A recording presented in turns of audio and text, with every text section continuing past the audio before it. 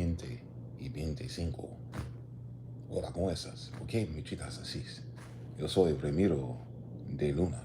It's your boy Desan. How you doing today? I feel like it's a Saturday, but it don't feel like a Saturday. Don't feel like Sunday Ultra. It feel like Sunday and a half. But I'll be your guide today, Desan Smith, descendant of John Smith, the explorer. Welcome to America on Europa, featuring your boy. How you guys doing today? Let me share some links with the folks out there in Midgard, and let's see what's going on today, man.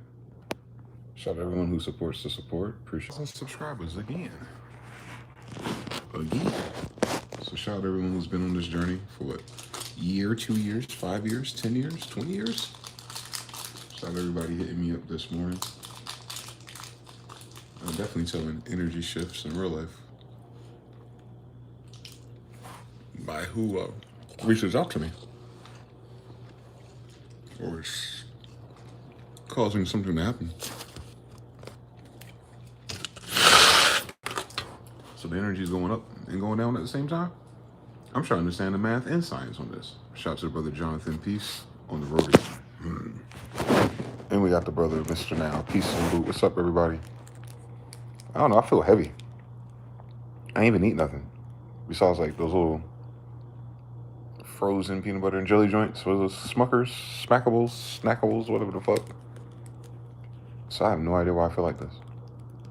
And then you showed me Mr. Now showed me the Schumann resonance. I was like, what does that mean? I didn't feel like that yesterday. I felt like that this morning. Yeah, the Schumann resonance going sonic booms out here. Ain't that look like a damn kick drum. Look like a Lex Luger kick on the goddamn Earth resonance, don't it? I got time. I guess yesterday was kind of heavy too. But not like this. This feels physically heavy.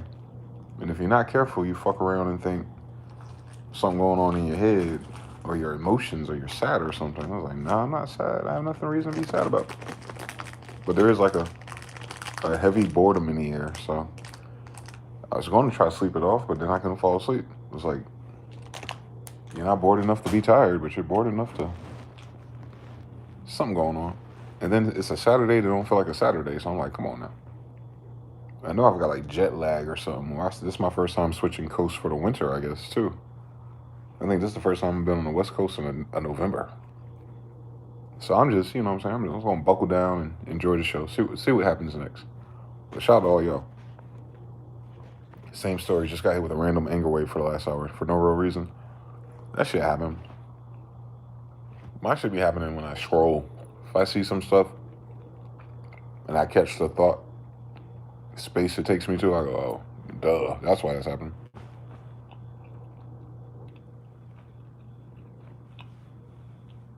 But yeah. Maybe the people, mirror neurons, maybe other people being bored multiplies on the boredom too, right? Because we're humans now. We're all social and connected. So I'm getting a reverberation. a dissonant loop. I'm getting a distortion, a sine wave, blended into the signal of boredom. Because I can look at the content that people are making and tell that they're bored too. Sisters out there is trying to get the Instagram views. They're bored. It's crazy, right? You kind of expect it to be like when you walk into a classroom and everyone's really loud, and then all of a sudden the teacher walks in but no one sees it, so then slowly the classroom gets quiet, one person at a time, and you're like the odd man out trying to figure out why everyone stopped. It kind of feel like that little transitional moment right there in those little goofy scenes. And you're like, oh, there's something hanging over our head, I guess, you know? I don't fucking know. I don't know how many things could rhyme with SNAP or food stamps, but what's crazy is it just seems like the content people are making a big deal about it. I don't see people too much who were actually, affected by it. One person did say they normally get $120 something a month, which seems reasonable. But with the payout that they did, the little partial one, they went from $120 to $130 to $12. So I was like, oh, you can buy you some rice and lentils for the week? Like, the fuck? That's crazy. If that's true, like if that's widespread, I don't know if that was regional or state based, but goddamn, a person, $100 and something dollars. That's like 5 items, but 12. That's like one of these on a honey bun in Arizona, boy. Like, what's going on? So that I could see. I think it was a brother Jonathan saying maybe we can just sense the tertiary energy of other people stacked up because of all these other moments. I don't know. People are not voicing what it is as clearly. A lot of people only know how to project off of something else, right? Like they're not thinking introspective enough to get that feedback from them. They're just responding, reacting. That's all we do anyway, but in a very bizarre way where they don't react to themselves, I should say. There we go. It works for a little while. Then once you stop worrying about other people, then all the mirrors start looking at you. Yeah, so we're a few weeks short of that one. If that's the trend, you'll see the tone change in a couple weeks. We all been through it. Like, you gotta double down and focus down on yourself because there is no distractions. We're going up and going down at the same time, ain't we? It's so weird. I guess for the brain to keep those facts out there, whether they're true or not, whether they affect you or not, it's just tiresome. It's like, this shit don't add up. Whatever. There's a car just drove by. You know what I'm saying? Like the sun is outside type shit. Like what's going on? They can't figure out why they can't budget money with all these supercomputers. That's a weird fucking flex. Well, then when that's all said and done, then what would people do? That's the illest shit about this story. Like, if food stamps were fine and whatever the fuck the numbers were on the screen, we still have the same feeling. You feel me? The hunger doesn't help if that's what's happening outside. But even without that, I mean, I remember March, April, May, June, July, August. It was looming. Like something had changed and it wasn't in a hurry to shift back. And you're just waiting for everyone to notice it. Like, okay. You're noticing, or you're responding, you're transforming. Cool fucking story.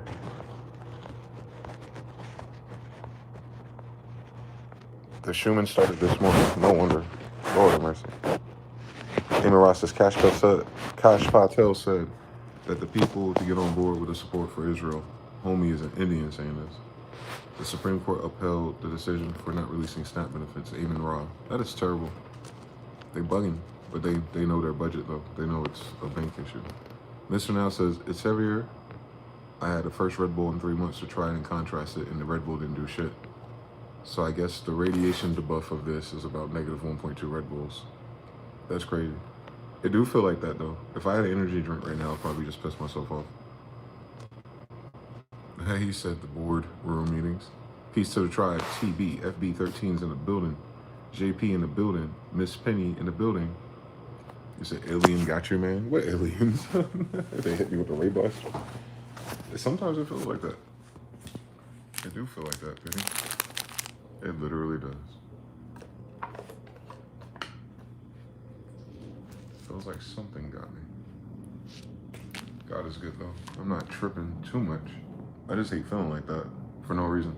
Like especially on a Saturday, it feels like an extended Sunday in the summer, the day before school starts again. Like you know what I'm saying? Like you gotta put your outfit out on the bed or some shit. Like it don't feel like a normal weekend. It doesn't feel like a Sabbath either. It don't feel like. I've been feeling like 12 hours off, 24 hours off for a minute now, but that heaviness, I guess it's Schumann. All the damn chemtrails they did all week, they finally stopped today, which is weird because I saw like 20 of them in my last video at once. But whatever that shit was, I hate that. I hate that they're trying to geoengineer some shit at the same time the sun is trying to do some brand new shit. You know what I'm saying? Like, can we live? Got fucking radiation blockers in my pocket. They ain't working. That shit probably making me more tired. Hold up. I got all kind of shit in my pocket for these days. It is not working. It's making me feel like I'm made out of lead.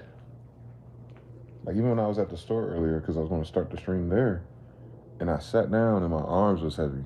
And that happens a lot when you get out of shape. older, I should say. You gotta stretch and stuff. But or the way I sleep on my shoulder, but whatever the fuck it was. But it wasn't even that. It was like, okay, this I can get around this, but why I feel like if I close my eyes, I fall asleep. I don't know. I was like, I gotta go back. Yeah, I keep this on me. This little meteorite, this space. They call these shits tektites. They're trying to cancel the shit out. You feel me? He says that is true, soul brother. Light up a blunt. Well, I got the second best thing, Black and Milds by the homies at Black and Mild. Shout out to my little brother out there sending I see you on a 3. Facts. My circadian rhythm is off of my normal tempo. This started about a week ago.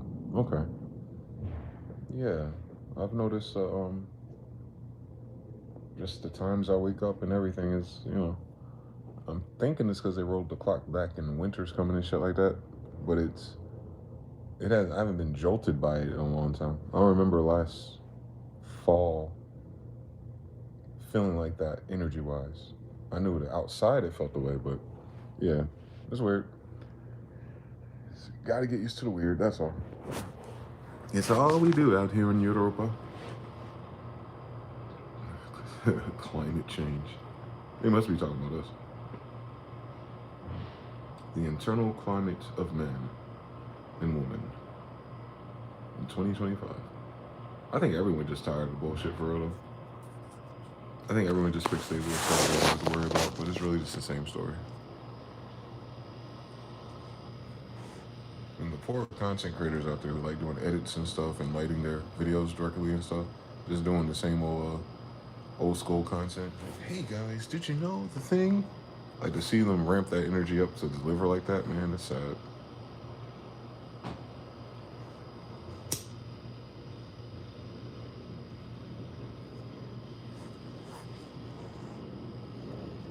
People teaching you how to pick locks now. That can be that. I've seen enough Walking Dead. That can come in real handy. All I need is a piece of paper and some scissors. I can guess the numbers and add 5 to the rotation. All right. Like in my timeline's on MacGyver shit. Like, yo, what's about to happen? Am I gonna be able to take my phone and my favorites with me? Because I ain't gonna remember this on the first go, boy. They'll learn how to do all kind of shit, man. The kind of shit you can do with a fork is amazing. You know what I'm talking about? Like, that's it. Like, we're at the end of the algorithm. I'm at the end of the internet already. It's like all the stuff you first looked up when you were a kid. Like, that's where we're at now in videos. Like, we're doing a loop. Nice little 25, 30-year loop right here. Like, we out of here. Mm-hmm. From the Gateway 2000 until now. Can you fucking imagine? From the Matrix until now. Can you imagine? That's crazy. I've been on the internet longer than that, though. Web TV, so. From 97, 98, 99 to the millennium. So it takes about 25 years to finish the internet. Someone called Guinness. Someone called Guinness. It's over. Facts, my circadian rhythm is off. Mr. Now says, I just closed my eyes to try and almost lost the stay awake challenge. King Wells in the building. Now Kanye is with the rabbis to apologize for his anti-Semitism comments. Lord have mercy. Lord have mercy. That boy right there. He just don't sit down somewhere with all that money he's supposed to have. He ain't got to talk to nobody about nothing. Kanye ain't got to share no more opinions. If he got any of that money left, he ain't got no reason to share no more opinions for the rest of his life. All he gotta do is repair his ASR and hook it up to a modern day Ethernet USB cable. That's all he gotta do for the rest of the days of his life. And raise his daughter. Or kids. Yeah, several of them.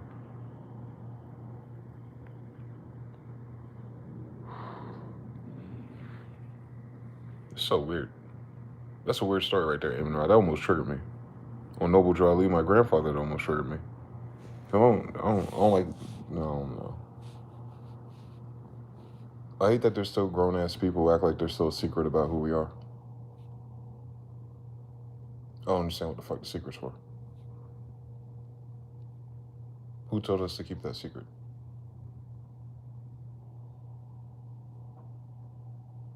What were they gonna do? Seems like he needs opportunities and favor. It makes sense, right? Those are the check cashers that he's used to. But they're all scrambling right now. They're not. Their investments are not sound at this moment.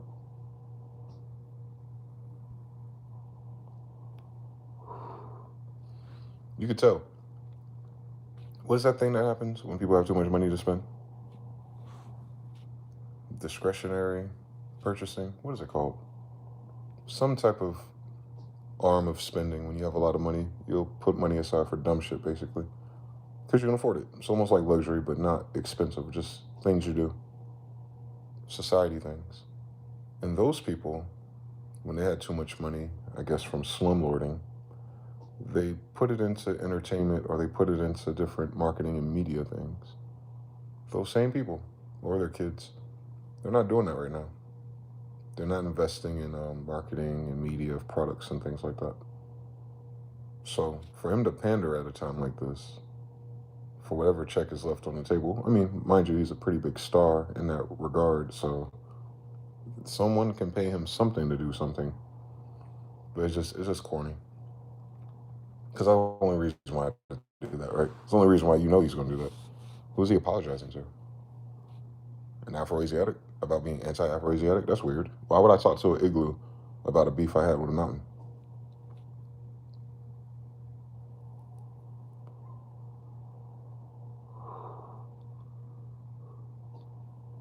Yeah, yeah, whatever. Shout to Kanye Beats. I don't know what's going on with Kanye West, man. But that's where we're at in 2025. He almost made $1 billion on paper and still can't read. That's a crazy fucking story right there, boy. And it seems like they're never going to learn how either. They're just going to die like that. That's crazy.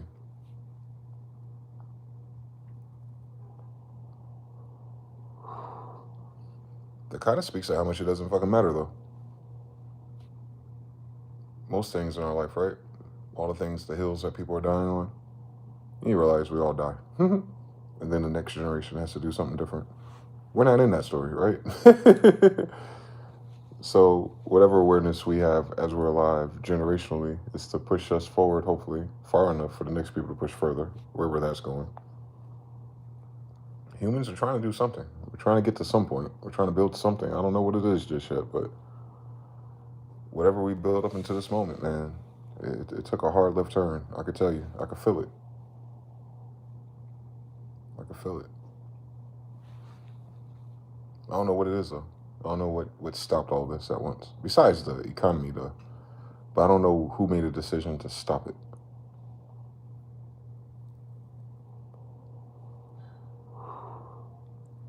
This is all Agenda 2030 preparation. There's always an agenda, bro. They didn't prepare for this. Donald Trump out there looking sick, tired. Told you he ain't got a lot of time left. It's kind of sad. The same shit happened to Joe Biden, though. His second term, right? Weekend at Bernie's. Donald Trump is headed that way.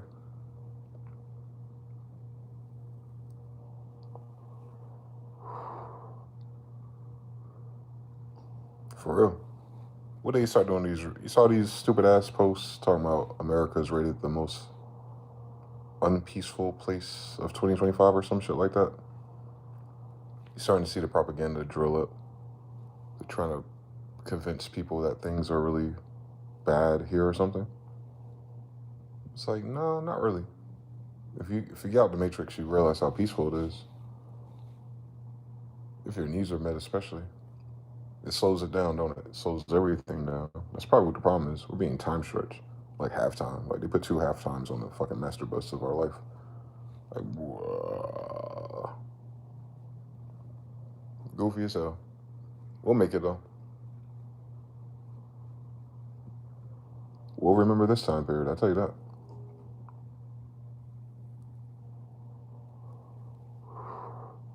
This ain't nothing like 2008.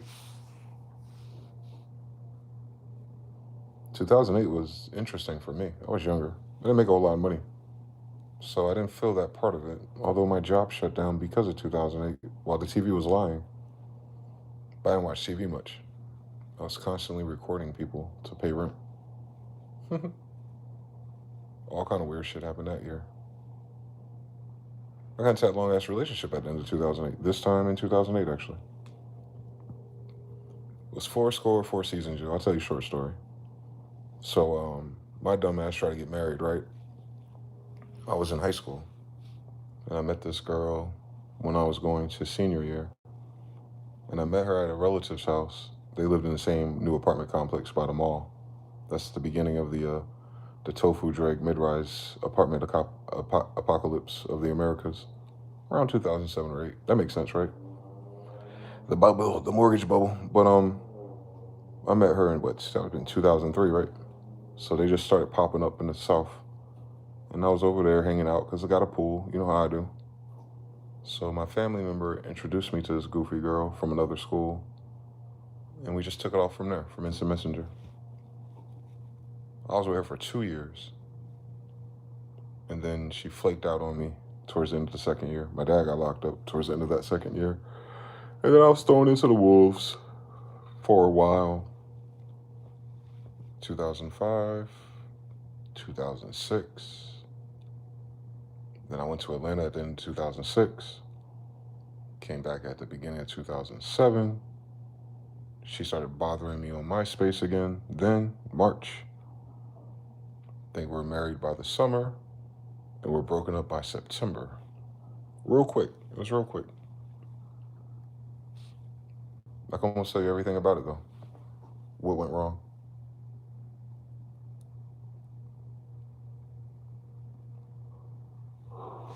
The illest shit was, that was one of the first times in my life where I didn't listen to my instincts.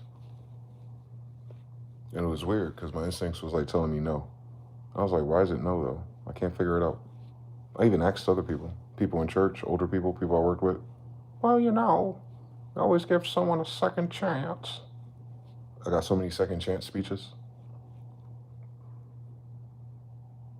So I gave her a second chance. Then I learned why you don't give people second chances. And that threw me out into staying where we were into 2008 during the apocalypse right after that. Can you fucking imagine?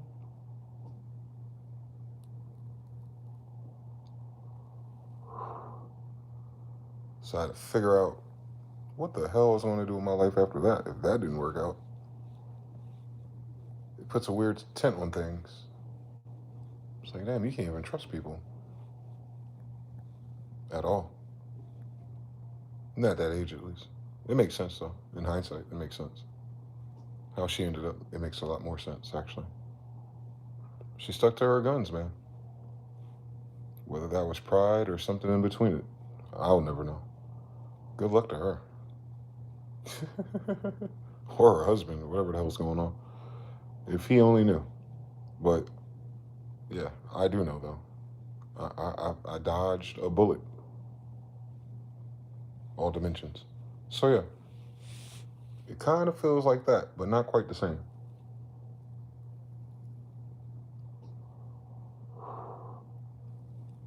Life will cycle like that.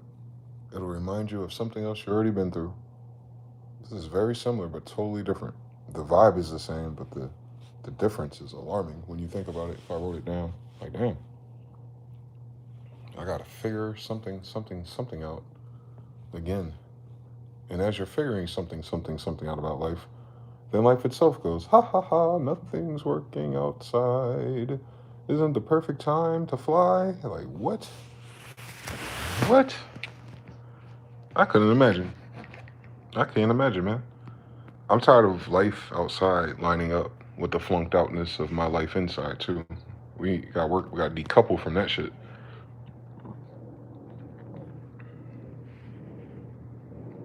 But this story is different, so I'm thankful for that at least. I ain't too much to be disappointed about.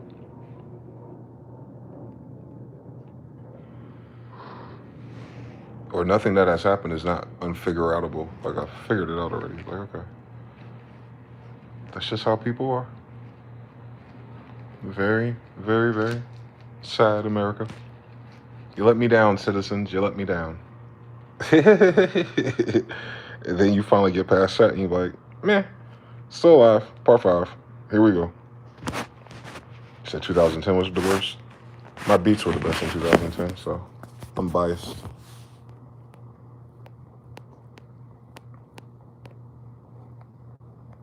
November 11th, the big day. The change we be feeling big time. You think so? What was that, 4 more days? What is that, goddamn Wednesday? Miraculous? On the right side of the bell curve. Come on now. Holding hands with rabbis, a mega pause. Lane boy says, "Unk going through it." I'm not going through it. I'm tired. TFE is 3. Piece of Trap Sizzle 560. Doug Trio says they aren't real. Yeah. They ran out of money 2 years ago. It's just catching up to them. Is that what it is? 2008 was wild. I had $35 paychecks. Lord have mercy. I was around at the restaurant, so not too much different. Like when they bring that people are going to leave NY because of the mayor election, but folks started leaving NY years ago. Yeah. Same thing with Cali. They'll leave and come back. They're only talking about rich people, though. Because who the fuck buying houses in New York or California? I know they ain't talking my ass. Oh, the rich people are selling their houses. Oh, the people, the middle class. Oh, the tech, oh, the RV people. Oh, man, have you seen Santa Monica lately? I was like, damn. These people never been to the hood before. They've never seen that before. They act like this shit is new or something. It's like, oh, these are new people. They were sheltered.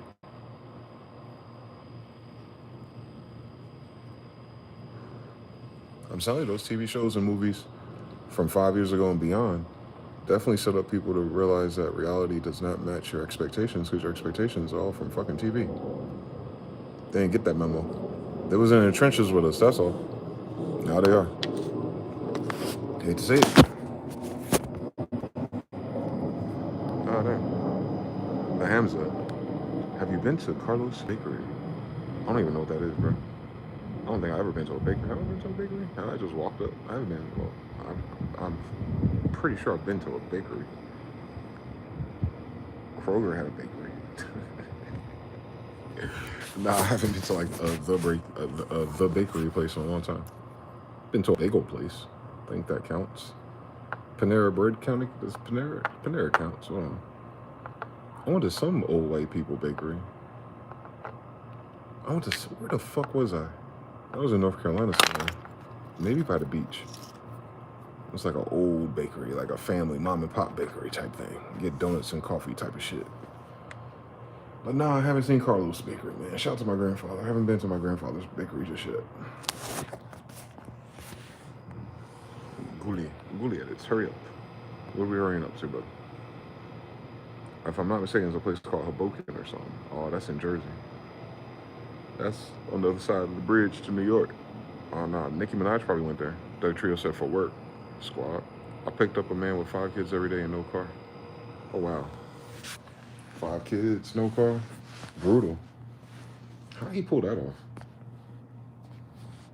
Man? 5 kids and no car? That's crazy. I've been the kid with no car, though, so I don't know. The kids probably can't tell the difference. But going to work every day like that, I already know, brother. You solid for that one. I would have did the same. 5 kids? Shit.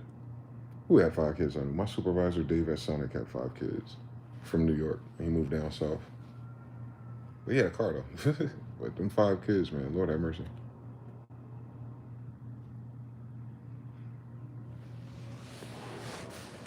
And the ill shit about Dave was, he was with that woman for a minute. And then I found him on Facebook. He was married to some big little girl. She was a big girl, but she was little. It was like, because Dave was like 28 when I met him. So when he got married to this girl, he was like 40. She was like 26, 28.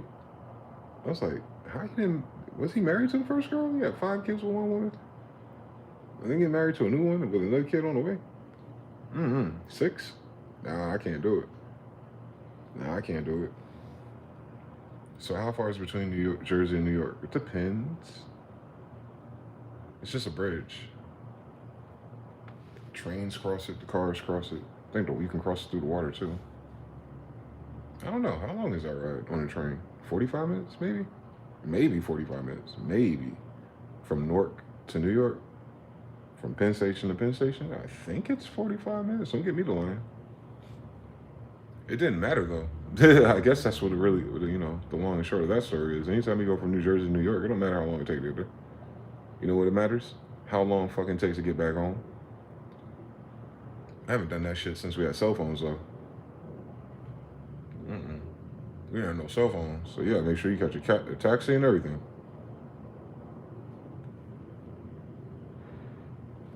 You don't want to be at Newark anything after a long trip in fucking New York and coming back home to Jersey and you gotta be in Newark at nighttime. Did the bus run? We never got the bus. We always got a ride if we did that. Bus any other time. But if we come back from New York, ain't nobody got time for that public transportation bullshit in Newark at nighttime. So yeah, going to New York is fun. Or was. I don't know. The kids that talk about going to New York now didn't grow up outside back then, so they enjoy a different version of it. But I was in the hood nigga sections with my dad, who grew up in New York, so he always took me around places that most people probably couldn't or wouldn't go around. Because he knew everybody.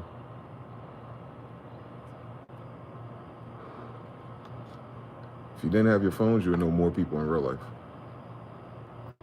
That's the one thing that I know is a big difference. Like everywhere I went as a kid, I knew someone in real life. Because you had more time to know people or be around people or reoccurring at the grocery store, at the barbershop, or wherever. Remember, we had to go outside to pay bills and stuff, so you go outside and go to the place, check cashing place, whatever the fuck, to transfer your money to the water bill, whatever the fuck going on at that time. And you just run into your neighbors, basically, or the kids' mothers from school and shit like that. Now everyone's on their phone and, people can get shit delivered to them. They can pay everything online. Less chances to go outside. Less chances to run into them. It makes outside seem like a zombie game. You feel me? That one Capcom joint when they're in the mall and shit. Like, I feel like that sometimes. That's before everyone got fake because of social media, too.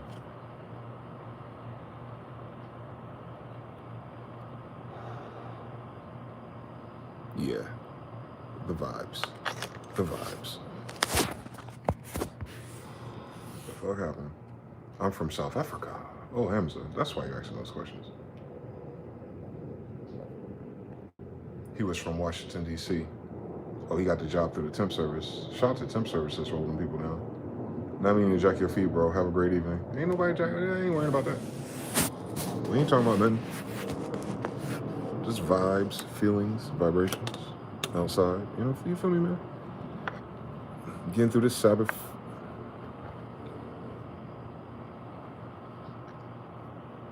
This journal entry ass day. Dear journal. Oh, man.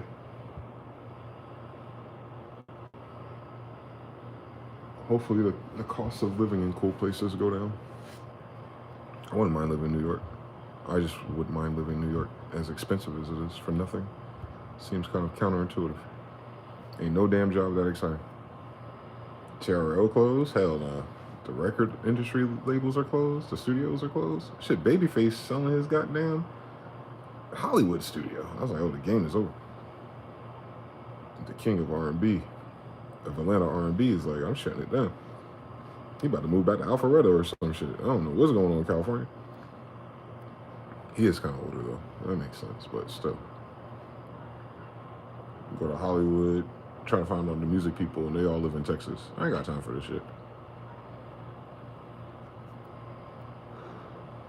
Not even doing music in Texas. They just in Texas doing DoorDash, probably open up a restaurant.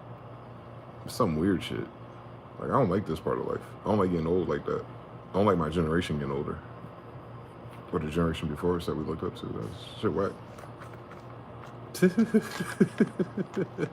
This shit whack, boy. The music, man. Come on, what happened to it? They had the same 24 hours and the same Pro Tools 10 license. They ain't never learned how to mix their own records. Come on now. We ever been on YouTube before, guys? YouTube.com/mgthefuture. They playing. That's the one thing I miss, though. It's fucking music.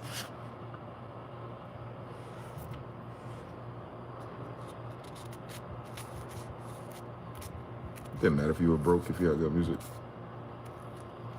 Sometimes music will make the car ride or the train ride. We do not have that excuse these days. I had a brother out here fixing the car again, playing fucking Ice Cube. Today was a good day. And everything else from San Andreas Radio. These Mexican dudes, they're older than me, so probably like Gen X. We be clubbing and shit. I'm like, oh my god. It's the first time I've encountered that. Like that. The whole San Andreas soundtrack. He was just playing that shit. And I was like, it's crazy that that's 30 years ago. It don't feel like that song feel. Like being out here where the song takes place, or those type of songs, it don't feel like that no more. Hate to see it, man. But we still here, man. We got great new vibes.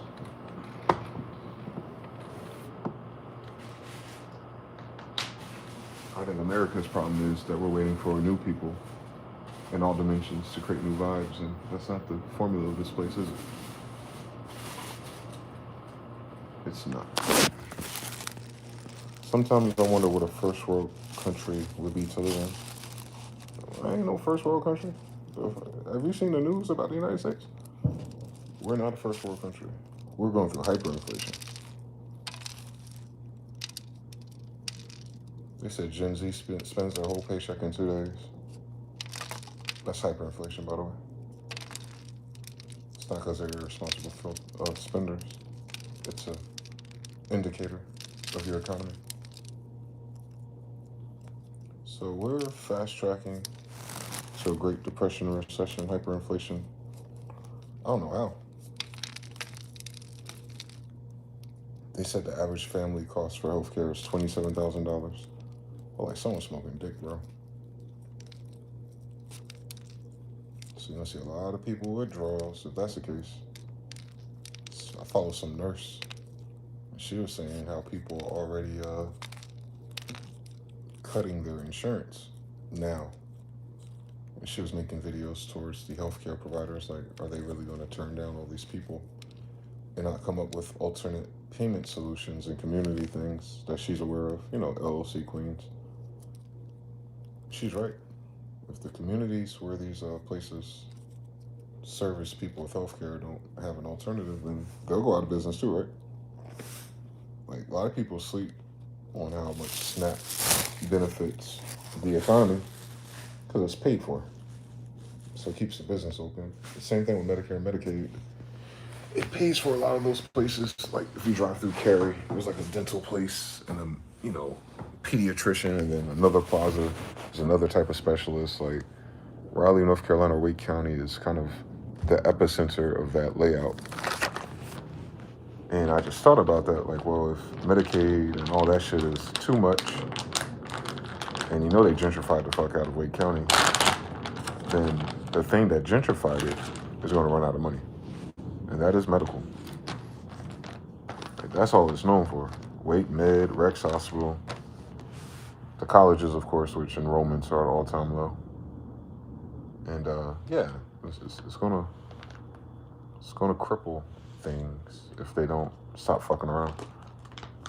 I think the government shut down over part of this because they said they want to help extend the Affordable Care Act for at least one more year to buy them more time that they obviously don't have. And they're still rejecting it. They're still playing this fucking game. But I get it, though. Democrat or Republican. You're really talking about people's lives. It's very sad. Because there are some people out there who really, really, really need the shit that they get. And that shit too expensive, so. We've never witnessed that before. Nothing has been this expensive before. So when the brother said first world country, I was like, nah, you got us fucked up. We're the first in credit. That United States propaganda you get in South Africa, You better listen to the people out here and not to the rich people. The rich people are the same no matter what country you're in. The people, they be wanting to go to Africa. You bugging.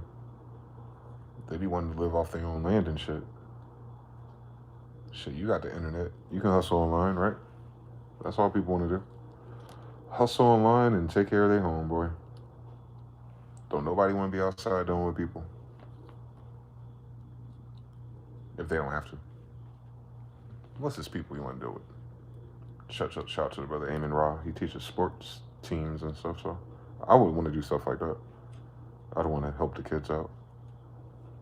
Get old real good.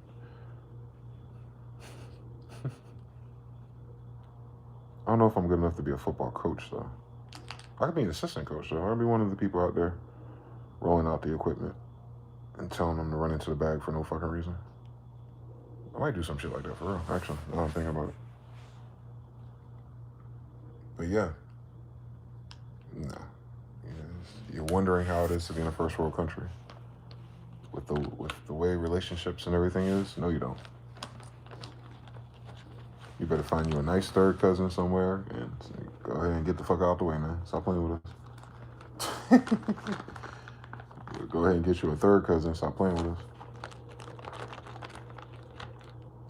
Tell him you don't want this life. I don't know what the hell you think this is.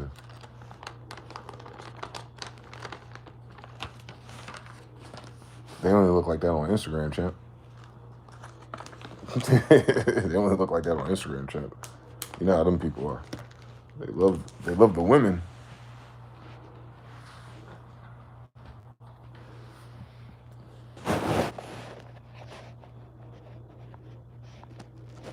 Good luck finding a first world country. Beat me to it. They will be forced to cut rates. You think so? Man, retracting every message. Stagflation on the way. It's all of them. It's not one of the Asians. It's all the Asians. It's the United Nations, the stagflations, the hyperinflations, the recessations, the deprestations. Everything but the sensations and aesthetics. Mr. Now says, if I hide somebody that retracts messages, I can read what they retracted. A third cousin sound like a code word for a very used beat-up car. Nah, some people grew up in villages and stuff. You know, the village existed 120, 150 years ago because they were families. So a lot of them are related. So to stop the incest bubble and the Habsburg thing, get you a third cousin. That's your first cousin. Not the cousin around you, the cousin across town. Mm-hmm.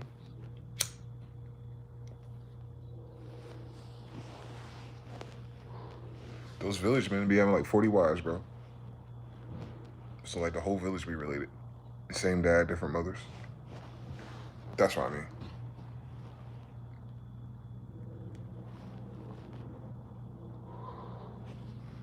I met them in America, actually. I met a few like that. I met one girl, she was French African. I forgot where they said they were from. It was in Nambia. It was somewhere. It was somewhere French and ghetto. I can tell by how they acted. Smacking their teeth and everything. It was a lot. Just like you see in those Nigerian movies on YouTube. But they weren't Nigerians. But they were light-skinned. And she was saying how her dad she had 30 brothers and sisters. And I was trying to ask her about her dad, and like she didn't even know nothing about him. I was like, damn. So you have 20 ugly sisters like you? Her and her sister worked there. That was crazy. Like 2 out of the 30 girls or 20 girls were there. I was like, damn.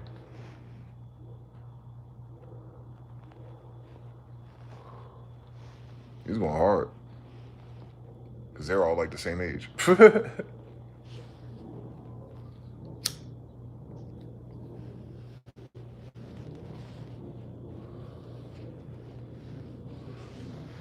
kids in like 10 years? That's crazy.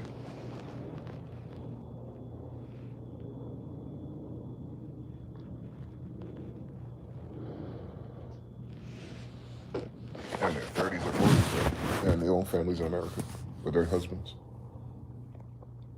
The cousin outside of your FOV is crazy. My athletes mean everything to me. I got 2 defensive ends that are taller than me. Squad.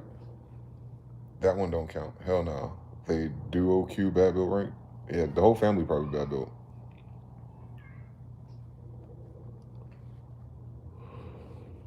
It's a bad mix of ingredients, whatever dad was doing. I'm pretty sure it's the dad's fault, because they all look the same. But they weren't close, though. That was the saddest thing about it. Maybe they grew up with their mother on some Mormon shit.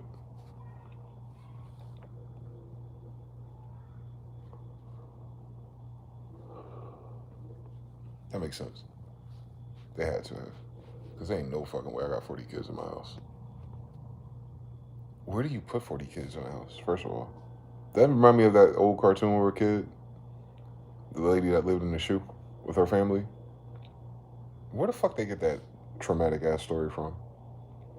Why would a little white woman be widowed with like 13 kids in a goddamn shoe anyway?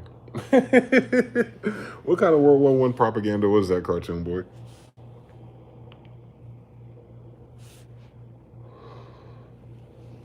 Mom was a teenager. She was a young woman too, all them kids. Like, the fuck going on? Y'all know what the hell I'm talking about?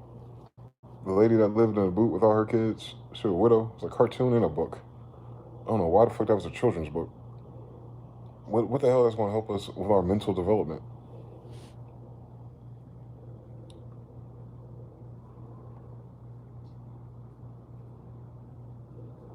I'll tell you one thing though. I wonder how much that rent costs. Yeah, her rent must have been like 20 cents. Even rush out. Oh, we got 19 likes, 18 viewers. Oh shit, what y'all doing today? What y'all watching? How's your Saturday, Tuesday feeling today? We got Mott's. Wish it was Mott Sticks, but we'll do.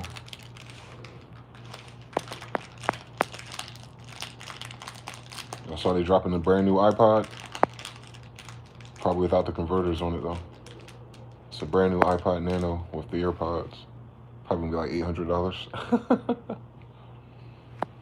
Apple don't know what the fuck going on. That's how you know we cook.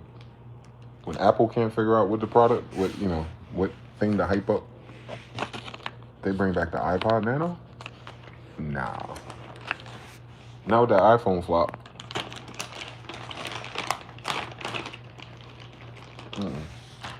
Gotta read the Bible on that one. We gotta read the Bible on that one. If Tim Cook is cooked, we all cook. God is with you. Ooh.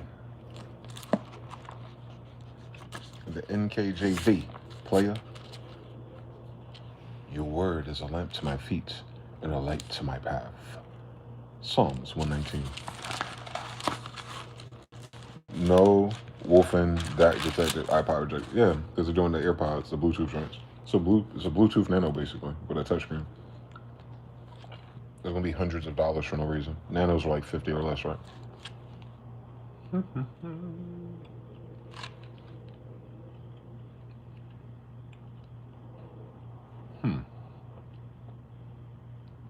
Hebrews, Philemon, Titus, Timothy, Jude, Judge, Revelations, Peter, 1, 2, and 3 John. Maybe I'll go to Revelations today. I feel like I haven't read that since I was a kid. People refer to it, but maybe I don't even know the damn magic behind it for real. I think John wrote it, right? My father is John, I think. I think John of the Bible is James' son, John.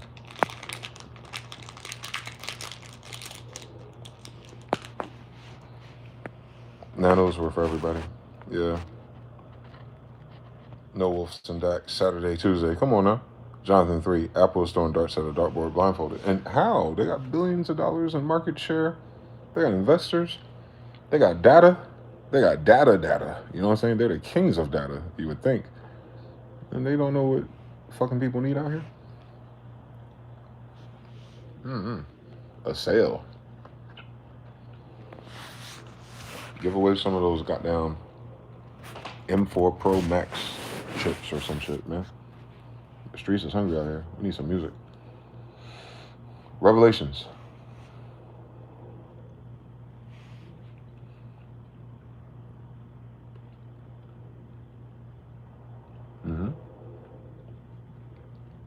An angel who forwarded this message to John. Probably John Smith. I can almost imagine. If Apple went live on their channel kicking Steve Jobs' casket, it would be less disrespectful than all the useless shit they did on their products. But they don't have Neon and Kai Cenat there.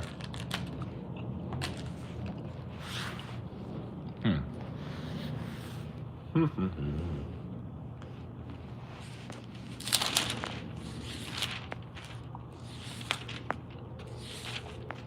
this is where we get all the ideas of church from. Got it. So they remixed this one. I think they're too lazy to touch the Old Testament because it wasn't there. But they Nicaea'd, nice meaning stupid. So they stupefied the Bible somehow. But I think I can still figure it out enough. Let's go.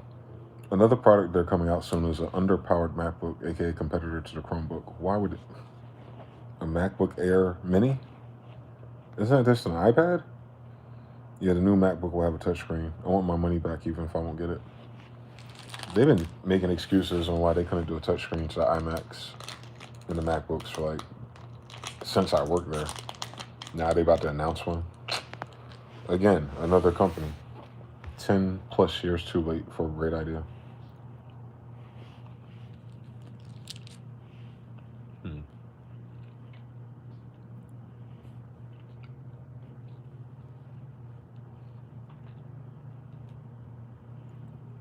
Mm-hmm.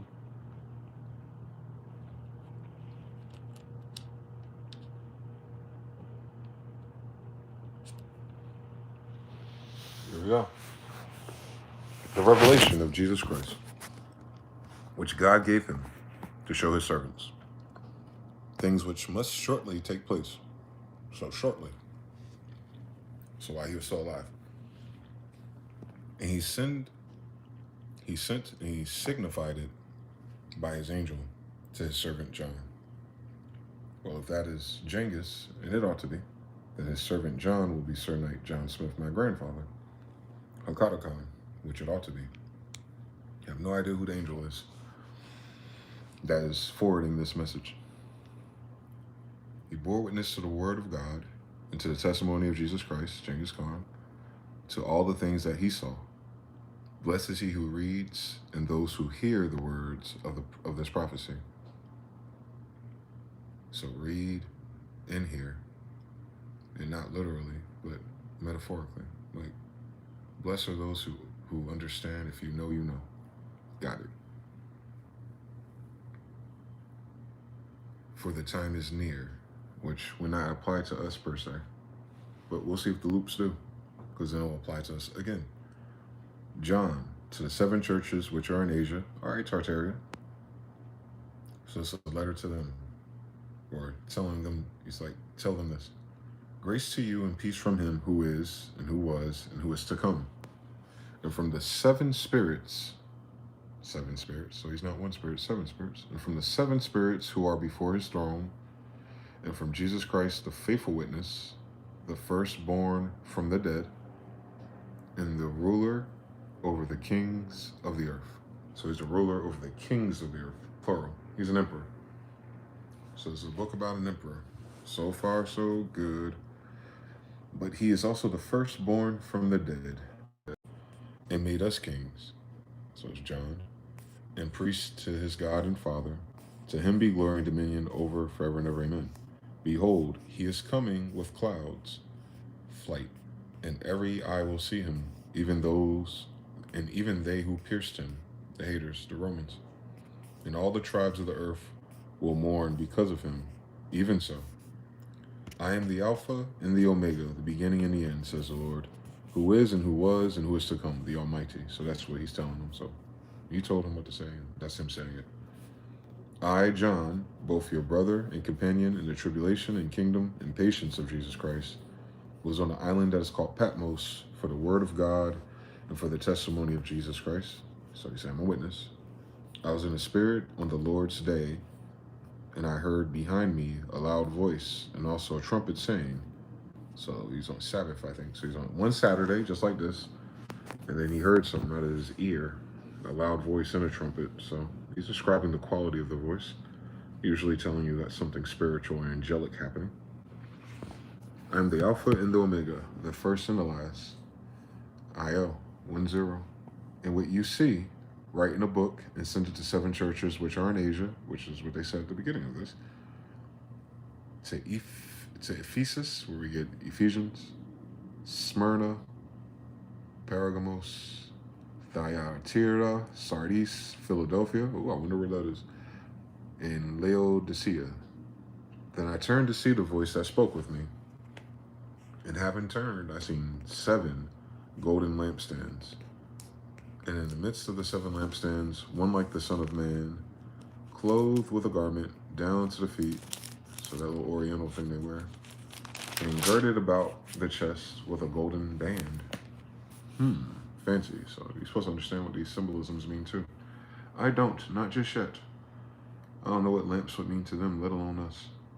His head and hair were like white, or white like wool, okay, white as snow, old, and his eyes were like flames of fire. And his feet were, in past tense, they italicize that, fine brass, as if referred in a furnace, and the voice of the sound of many waters. He had in his right hand 7 stars, so yeah, he's in a vision. And out of his mouth went a sharp 2-edged sword, and his countenance was like sun shining in its strength. Yeah, he's referring to something divine. And when I saw him, I fell at his feet as dead. But he laid his right hand on me and saying to me, do not be afraid. I am the first and the last. I am he who lives and was dead. And behold, I am alive forevermore. Amen. And if I have the keys of Hades and of death. Yeah, that's Michael. Plot twist. No wonder. So the seven candles is like a menorah, right? The gold, the blue and the gold menorah. Golden 7. I get it. Chakras. So the chakras are spinning, and the one in the middle. Which one's in the middle? We got the crown. Is it the heart chakra? Is it the green one? Teenage Mutant Ninja Turtles. Is that what's going on Hades? He says, I died, I came back. When I came back, I have the keys of Hades and of death. So symbolically, he rules over Hades and death now, which makes sense. If you have the keys to something, it's your house. So Hades is now his as of that writing. But they say he was born out of the dead, Egyptian Book of the Dead. So he was born amongst the dead, a god born amongst the dead, and now eternal. So maybe this is Hades. Not hell. Hades. It's different. Because if he came here to die and got the keys to Hades, they offered him the keys to Hades. If you just bow down in front of me, I give you all these kingdoms. And they insinuated that was a Satan, which would be the king of Hades. So if he's on a mountain and the king of Hades offered him the kingdoms of Hades, and he didn't bow down, and he went through death, and he came back here, then he would have got the keys of Hades by bypassing or winning that Job challenge, if you will. And if he lives forevermore, that makes sense, because this is Egypt bondage, the land of the dead, on the other side of the Garden of Eden, which was eternity for us, creation, right? You live forever in there, but once you get sent out, you know, you got the Cain, Abraham, Sarah thing going on. So if you really think about it, if you get really heavy about it, like, what happened to Cain for killing his brother? And if God sent him out, and Canaanites and Cain and Hades, that kind of makes sense. It would have to be an underworld compared to heaven. It would have to be an underworld compared to the garden too. So it's 2 different levels. Heaven, wherever Eden exists in theory, and then wherever we are outside of Eden and outside of heaven. So yeah, this could be Hades, and that'd be at lowest is Sheol, which is like bad news. Darkness abyss. And then there's the hellfire and brimstone, which people get from this book, but that wasn't created for people. That's created for the fallen angels. You gotta figure out who you related to before you worry about that one. That ain't for everybody. Everybody's not indestructible. So the symbolism of them being in a lake of fire, if you will, is because they cannot be destroyed. Just keep that in mind. Very powerful souls or spirits, if you will. So just keeping them contained in a furnace is kind of like the best you can do. If you understand anything, when they talk about the flame again, or goes to the Quran after this, quite literally, it'll elucidate their metaphysical awareness. But what we do know is he's saying he has the keys of Hades and of death. He can bring himself back. It's my house now. Write the things which you have seen, and the things which are, and the things which will take place after this. So he's channeling. He's remote viewing probably. The mystery of the 7 stars which you saw in my right hand, and the 7 golden lampstands. Chakras. The 7 stars are the angels of the 7 churches. Okay. And the 7 lampstands which you saw are the 7 churches. Okay. So 7 churches, 7 angels, 7 lights, 7 buildings, 7 wheels. Okay. So the angel of the church of Ephesus, right? So he's telling him to write a letter to an angel of the church. Assuming that the angel will receive the letter and read it. Isn't that very interesting? Hebrews 13. These things say, he who holds the 7 stars in his right hand, who walks in the midst of the 7 golden lampstands. I know your works, your labor, your patience, and that you cannot bear those who are evil. And you have tested those who say they are apostles, and they are not. And you found them liars, and you have persevered and have patience. And mind you, this is Jesus or Genghis talking to the angel of the church. So these attributes is talking about the angel that's going to read it. And have labored for my name's sake, and have not become weary. Nevertheless, I have this against you, that you have left your first love. Wow. He's talking to an angel now. He's chastising an angel, one of his brothers, right? Remember, therefore, from where you have fallen. He said, this is what I got against you. You left your first love, and I need you to remember where you have first fallen. But he's talking to an angel, though, right? He's calling him a fallen angel over the 7 churches. Repent and do the works, or else I will come to you quickly and remove your lampstand from its place, unless you repent. So to remove a lampstand from an angel, light, star, 7 churches. Oh, yeah, it's like the 13 colonies had 13 angels, archangels. So there's 7 down here at that time he's writing. And he's telling them like, yo, I'll send you upstairs if you don't repent, basically. It's very illiterate. It's because they're trying to train the reader with the symbolism. But they liken the lampstand. If I remove the lampstand from your place, unless you repent, as a threat, right? But this you have, that you hate the deeds of the Nicolaitans. Nicolaitans, that's funny. Which I also hate. So we got something in common. He who has an ear, let him hear what the Spirit says to the churches. To him who overcomes, I will give you to eat from the tree of life, which is in the midst of the paradise of God. So eternity, tree of life, live forever. It's like some One Piece shit, right? And the angel of the church in Smyrna write. So he's telling, tell this angel I said this. These things say the first and the last, who was dead and came to life. I know your works, your tribulation, and poverty, in quotes, but you are rich. And I know the blasphemy of those who say they are Jews and are not. Oh my God. But they are a synagogue of Satan. But he's telling the angel this, who's in form. Do not fear any of those things which you're about to suffer. Indeed, the devil is about to throw some of you into prison, that you may be tested, and you will have tribulations of 10 days. So they're going to try to hold you for 10 days. But be faithful until death, and I will give you the crown of life. He's talking to the angels who are fallen. He's getting them out. He's bringing them back up. And a lot of people don't know this story because they don't realize it's Archangel Michael. So, when Jesus, or how do I explain this? I had to draw it. It loses some people. Hebrews 13 fucks the game up for people because they don't believe in God, but they believe in God or something. It's weird. What if God was one of us? And they said Jesus was a God that was one of us. And like, just a stranger on the bus. And I'd be like, trying to tell people, like, no, nothing has stopped. Nothing has stopped. If he came down here as a human, then they all come down here as humans. They created humans. I think that's fair game, right? You take the romanticism out of this. Romanticism. Probably female, right? It's okay. It's okay. It's okay. When Shakespeare it is, you know. We know Kisos family. We know. But they're referring to something Genghis is saying to John. They're both Hebrews 13. In real life, I mean. This alliteration that they gave us is interesting, though. It's talking about chakras, souls, and angels, 7 of them, that are around at that time. But 13 come to America. It's 13 colonies, 13 stars, so it's 13 angels. So John plus 12 others. Just doing what his dad did all over again. Jesus and 12 disciples.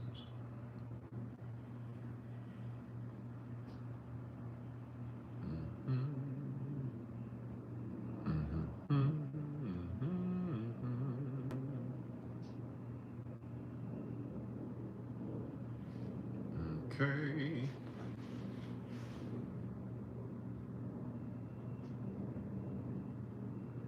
Yeah, Archangel Michael left heaven too. Took his wings off. Then he manifests down here, I guess in Hades or the underworld or Egypt, the land of bondage, your soul being bonded to a clay vessel. When he goes wingless, he shows up as a bear. He's on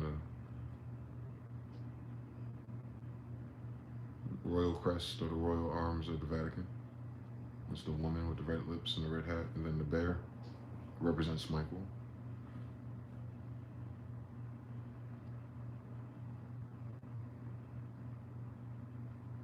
And I think he's the only angel from heaven that does that. As of the Lord. I don't know these days. Remember, this is from a long time ago. They're subject to continue living life and doing whatever they want after, too. I can imagine they can change their minds. But as of this stuff being given to us, again, from the past, Archangel Michael is the only one that can come from upstairs, downstairs, and back up. And I think he's the only one that does. But when he comes downstairs, where the fallen angels have been since Enoch and the flood, because people aren't paying attention to the sequence of the Bible, or the people, like they don't know the difference between Jerusalem and Israel, or angels and men, so they kind of treat it as like we're all united and it's all the same story going the same way. That's not true. Jesus said it several times. Is it not written that ye are gods? And so it's important to know that. Like God is saying that.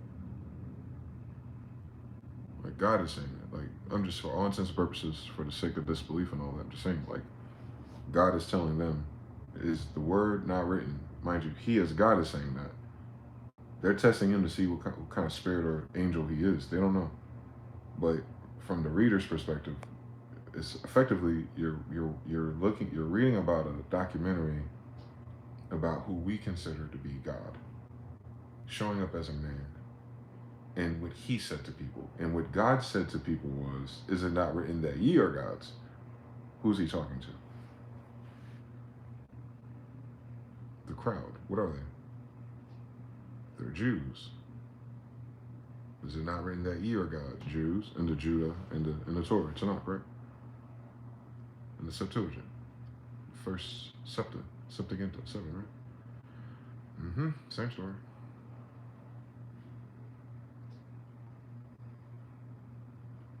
Do you remember? Septuaginta, September. October, Septa, 7.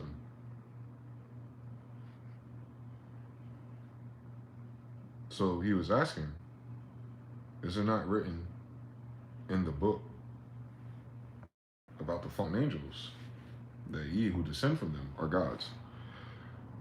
So why are you acting weird when I come as the Son of God? They have an answer for him.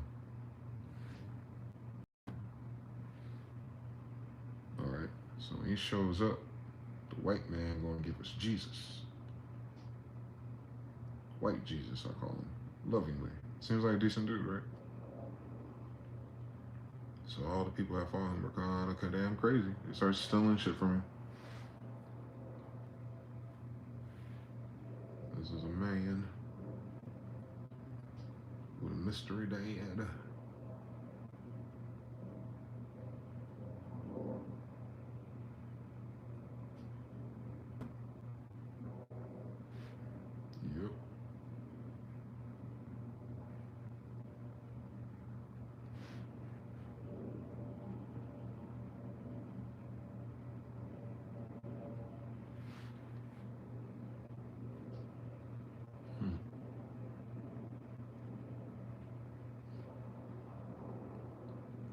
find that they're all the same.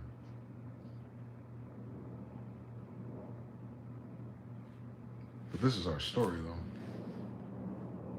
And maybe the outsiders that stole it from us misunderstood. Well, I know they misunderstood the math of it, but maybe they misunderstood where this was going.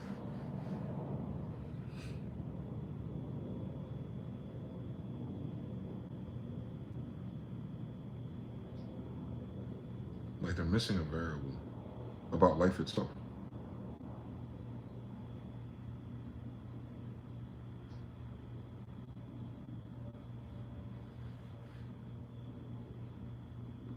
I barely understand it. And I'm his grandson.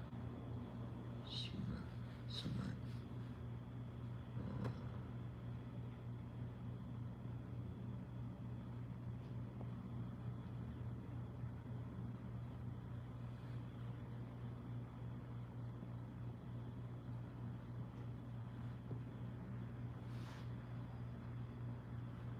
Yep, same story. Once you understand this, it all makes sense. Hebrews 13. Hebrews 13. Be careful who you entertain, for you may be entertaining angels. Cool story. So everyone thinks the book is about a bunch of Hebrews and Jews, but we somehow got a white Jesus. Impossible, but let's run with it. White Jesus is a guy. Mel Gibson said he died for some sins or something because some Romans were mean and Jews were being petty, voting against him. He has a mysterious father. His stepfather, Joseph, had to send his mama away. That's equivalent to a divorce back in the day to save face, and somehow came back and get him later. I don't know, I guess when he was like 13 years old or so, but he didn't show back up until he's like 30, 33, right? All right, cool. He's the son of God. I'm a jealous God, though, so it's very important to ask yourself which one. Well, if we're writing it, Jews, we're talking about the Almighty, like, your God can't fuck with us.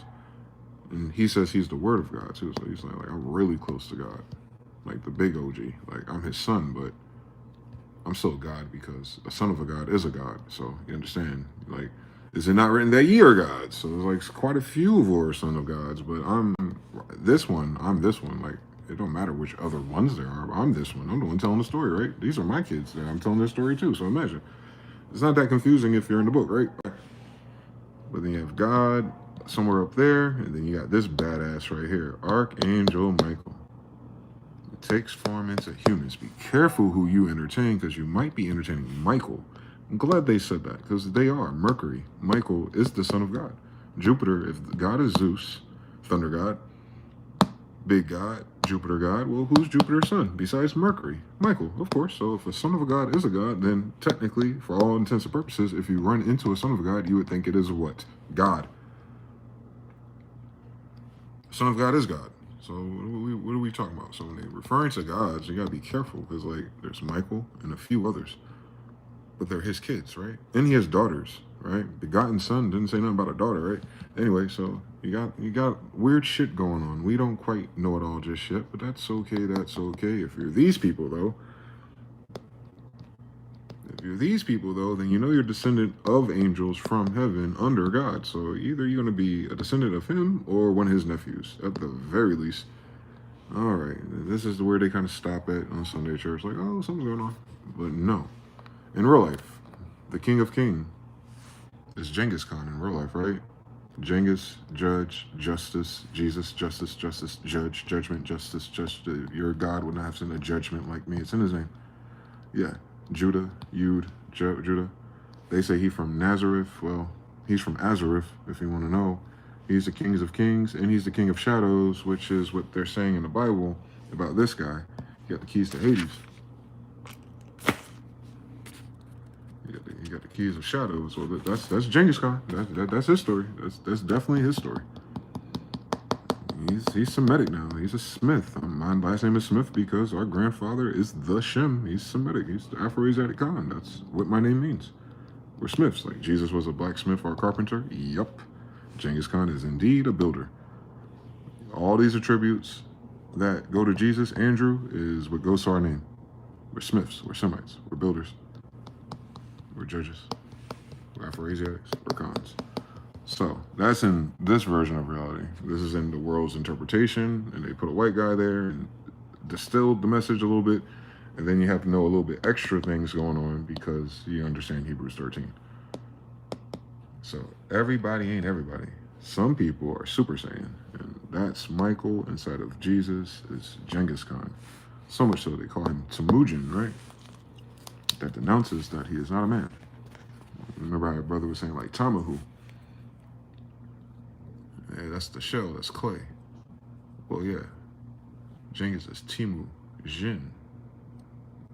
This is in the Quran, though. You gotta pick up when he's 40, you know what I'm saying? He's 40 in the Quran now. They call him Muhammad Khan or Muhammad the Conqueror. Yeah, Quran, he's Muhammad, like Mehmet, like Michael. They'll tell you right there if you knew how to read Hebrew or Greek. But you got Mehmet, and this is Egyptian, by the way, don't miss it. You got Mehmet, like Sekhmet, Mehmet, Muhammad, Quran. Yeah, same story. You get the Khan in conquest. So he's a conqueror. Well, that just means he's a king of kings, because an emperor is a conqueror. And he is from the Empire dimension. He's from the 9th dimension, which would be where the angels are. Hence, he's Hebrews 13. He's Archangel Michael. Send a name.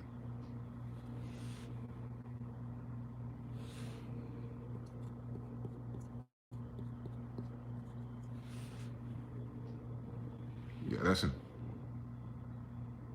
Pretty sure. Pretty sure that's him. So that's my literal grandfather in real life that they're talking about, for whatever fucking reason. I don't know what they don't understand about this language model, because Mr. Kanye West like, I gotta apologize for talking about for anti-Semitic. Well, I'm a Smith, I'm a Semitic. Ain't nobody he about to talk to look like me. We're Afro-Asiatics. And that means we're Khans. And Khan means king. What the fuck going on? Bloodline of kings, quite literally. If you're the king of kings, and you be the bloodline of kings if you're one of them, same story. There's a few of them. At least 7. Yeah. And then they all have kids. I mean, you know how that shit works. You got one guy, he got 2 kids, and the 2 kids have 2 kids, and you know how the shit go in real life. You got 1, 2, 3, 4, 5, 6, 7. You got 7 different gods right there. You got 7 guys just with one god having kids, it turned into 7 real quick. They all the same thing. They all sons of God. If you want to do it like this, they help you out. They're sons of gods if you want them to be. Don't worry, you don't know which one they are. Part 13. That's it. That's it. That's all they telling you. These things. These are L's. Those are gods. This is why the Elohim. Come on now. Stop playing with us.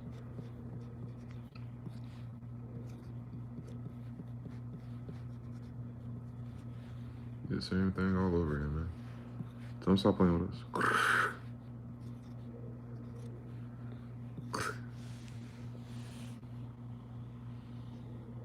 Yeah, so it's saying the same thing. It's Genghis of Azeroth. It's the King, Kings, King of Shadows. Death, shit, Hades. Because it's not real. Heaven is what's real compared to this, basically. It's the shadows compared to heaven. Not compared to where we stand, right? It's the only place you come to die. Because there's no such thing as a death in eternity, right? Get it? They're not talking from Earth. Their concepts are not grounded in our reality. Because it's angels talking. Like this. With pencils. You got this. Alright, so yeah. There's more than one Son of God. You just have to figure out which God it is. This book is about ours, which will lead us to Michael and then Zeus. Jupiter. Jew. Ptah, like Egypt.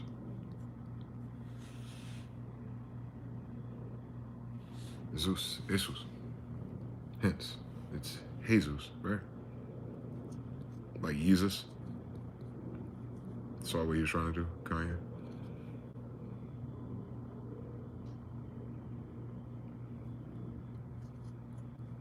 It's the kid of Zeus. Isa. That's who he is in the Quran.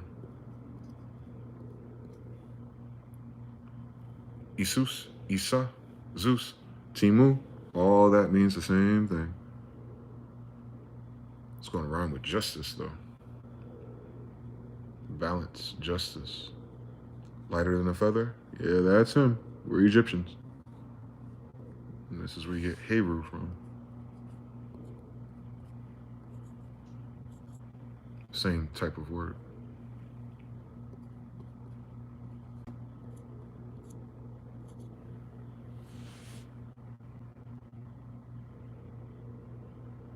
They play too fucking much. Because it's all the same guy. So these are not different stories being stolen. They're all describing the same phenomenon.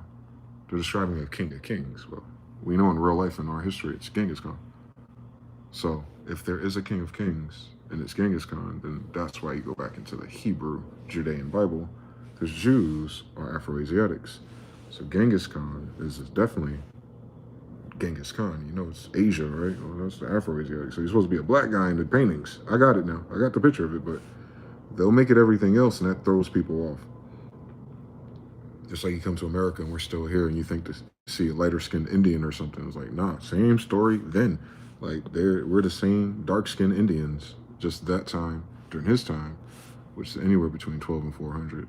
I don't know what they added to the calendar, but he was recent. Sometime between 1200 and 1400s, because my grandfather's from the 1500s.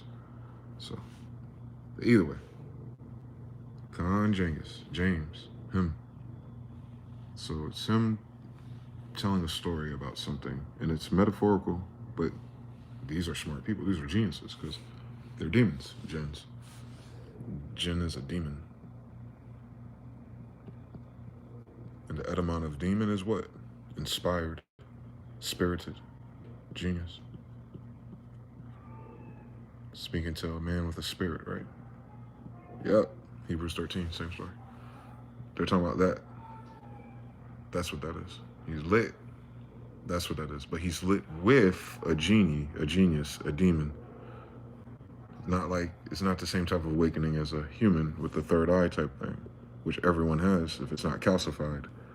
But what lights that holy oil that lights that bloodline, the holy oil is the bloodline of Esau, or the bloodline of Judah, the judges, the grandkids of this bloodline. Could be many of them. They're all over this bitch. But not all of them light up. And not all of them light up to become 13 or jinned. That's from somewhere else using this body. So it's downstairs, where these are trying to go upstairs. It's the fallen angels. Because Michael comes down to save them. I don't lose one sheep, no, not one.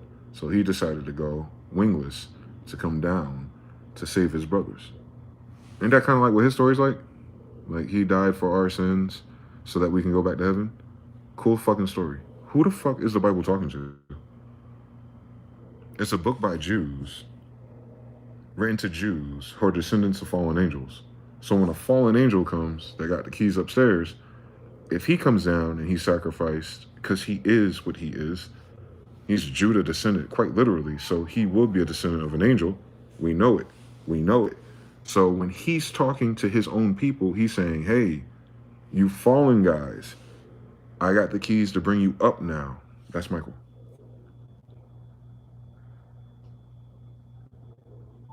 Michael came down to save his brothers from the shadow world. Maya, the illusion. It seems real, but it's not compared to where you're from. So be careful who you entertain. You may be entertaining one of them. That's all. That's all. It seems simple. If you believe in the unseen, then all of this makes sense. But a lot of people don't know that. They don't know that. Well, they feel like some people are. Which y'all call them? Y'all call some people NPCs. Like, you have that kind of thing going on, and then even the fake Jewish people are like, oh, we have this thing called a golem or a goyim. And, you know, the Tamahu, if you're into that, you know, the Egyptian version of it. And you've seen this shit over and over and over again. Yeah, those are just wineskins. These people are not wineskins. This book ain't written by wineskins. Language don't come from wineskins. Music don't come from wineskins. And everybody in this book is from an empire. So there's no reason why this book will be using the perspective of anything else but Hebrews 13 because of who's writing this book about who. You got Afro-Asiatics writing about Afro-Asiatic kings, the whole book. And every Afro-Asiatic Khan is a descendant of a sky person. That's why we have that book. So these things are made by sky people, and some of these things can cohabitate as a sky person.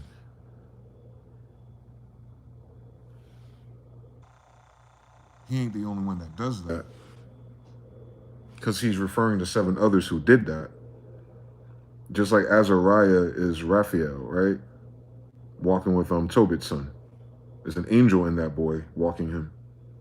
And it said he did not know it yet, meaning he did not have his awakening yet to figure out which one he was. That's the mystery. Who's your daddy? Well, it's going to depend. If you're one of them, then this answer is you got a few other options actually. If you're one of them, if you're one of them, your daddy is going to be different.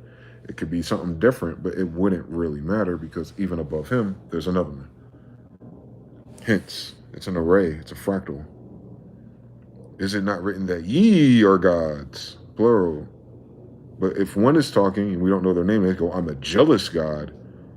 Like, well, who put all that type of authority on all of us? Who gave all of that to Judah and who gave all that to Israel? It's like, all right, the God of Israel. All right, it's going to be one of these guys. It's going to have to be. Sun religion, right?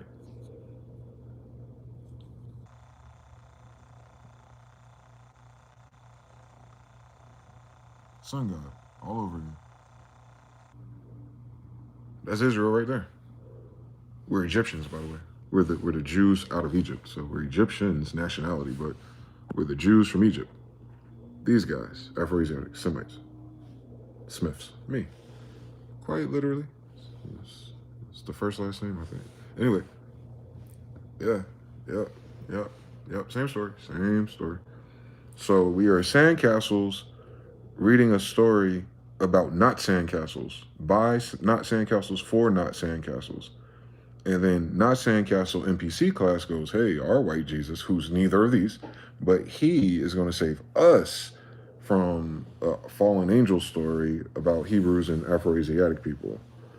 Right. Okay. Well, all right. Y'all can have that. That's a cool fucking story. But this is a cooler fucking story. What he said was, I came down here to save my brothers who fell in Enoch and Genesis. That was the first testament. I'm the new one. I got the keys. I got the permission to come down here and bring your ass back upstairs.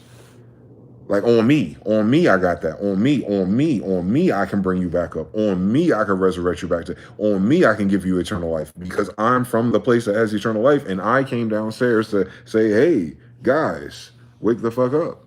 Whenever this shit is over, you lit, baby. We back upstairs, baby. If you want to come back upstairs, come back upstairs. Shit. So the Bible is talking about that the whole time. A lot of people perceive it with a lack of that context, and it has a beautiful meaning either way. Like even if you're not focused from that vantage point, and you miss why this isn't really a mystery. It's only a mystery because there's people who are not part of our kingdom trying to weaponize, benefit, tokenize, whatever the words are for like jacking somebody else's shit, and then denying them access to it. Like that type of spirit is on the horizon, and then today is what it is, right? Then they just drop it like a bad habit when, I guess when magic carpet's thrown up here. But yeah, they was on this like hot sauce until they can finally do automation and technology. Then it was like, oh, all that praying and good stuff, you can just hit a button on a computer instead, ass niggas, those guys. Whereas we go, that's not what it's about. Even when you're a kid and you don't know what it's about, you sat in that church and you're getting hot, and you just like felt like something was off. You're uncomfortable. Like these spirits are really irritated for some reason, but God loves everybody or something. Like, but why can't y'all? How come y'all can't heal?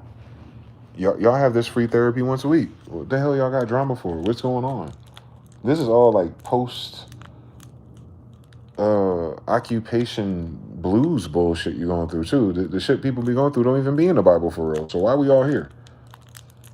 You know what I'm saying? Like, it'll take you out of the context of the writers of this book, because we're not the, you know what I'm saying? This generation didn't write this book. This generation didn't live in that generation that wrote the book either. So it's like so many bridges you got to cross to make it human. But then we just missed the whole thing. Like, where in this book was he talking to everybody?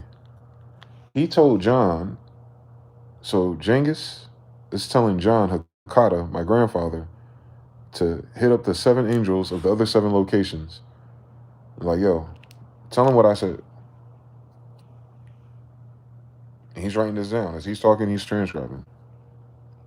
And this person writing this Bible for us is it's like you're reading 2 people talking to each other. Like, this one I need you to tell Jeff, blah, blah, blah, blah, blah, blah, blah. And then you read what he said. This one I need you to tell Eddie, blah, blah, blah, blah, blah. And then you're reading what he said to Eddie. But his son is the liaison. Yeah, the gospel isn't telling you about Jesus and his kids and things like that. It doesn't have to. Because the only people that have that Bible is Jesus' kids. Yeah, I know. It'll mess you up if you're not thinking about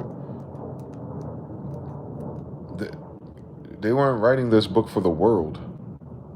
The Torah wasn't for the world, so why would the New Testament be for the world? This is Jews in occupation with so-called Romans of the time, whatever that is, right? Whatever that faction reflects in our history, linear history. So at that time, 800 or so years ago, Genghis is rising to power. You can sidestep and then go to Muhammad Khan, the conqueror.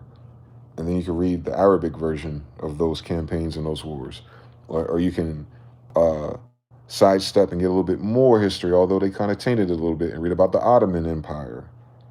And then you know he's connected to that. So you can start with Otto the First to Otto the Fifth, which is my grandfather Carlos the Fifth. So they're in that branch right there. They're one of those characters. You know, they're all Khans. They're all Genghis's family.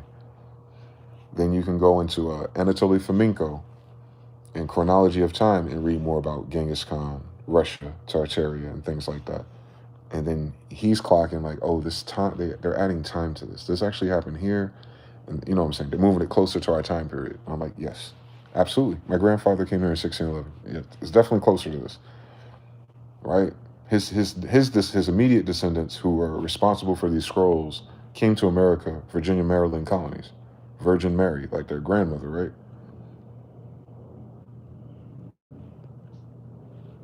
But if you look at the Japanese language and their letters, you'll notice it matches to the Hebrew alphabet, right? Their A looks like A, their P looks like P, their M looks like M. But yeah, we're Khans, so you understand everything, right? So that's in the last 400 years.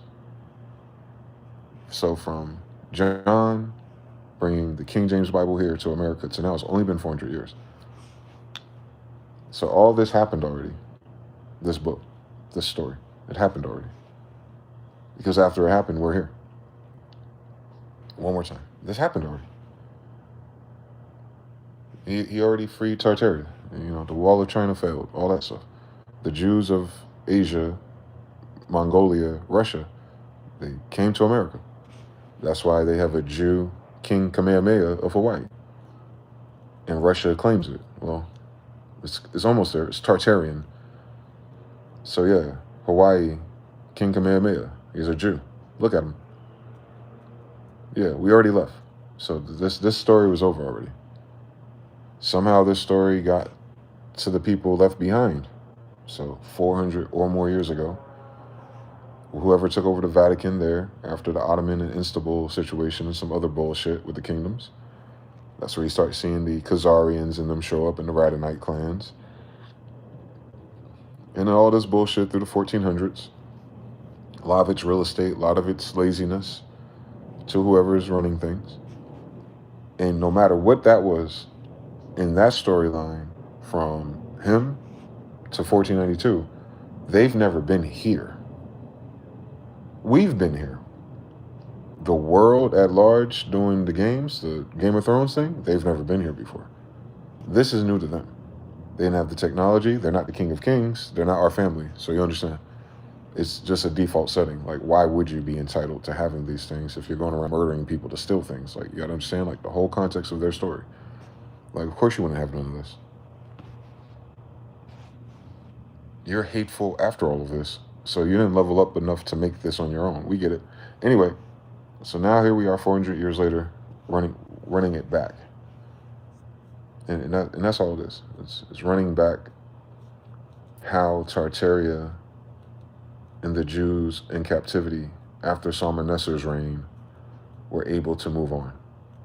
And in the midst of that, they allege that Archangel Michael himself, like big homie, not little homie, came downstairs to straighten this shit out. Right? That's what they were waiting for since the Old Testament. They're in the Torah, in the Septuagint. That's who they're alluding to. They're alluding to Michael. And that's why they said, like, Jesus in the Old Testament. It's like, nah, Michael's in the Old Testament. It's a whole different story. But it's the same character, though.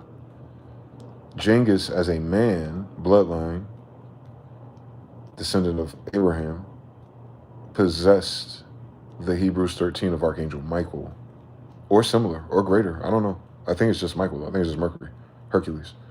So, yeah, same story as Hercules and Zeus, right? Same story. Right out of Egypt, part 2. I know it's right. So, that theme that you keep seeing, is that the Father and the Son.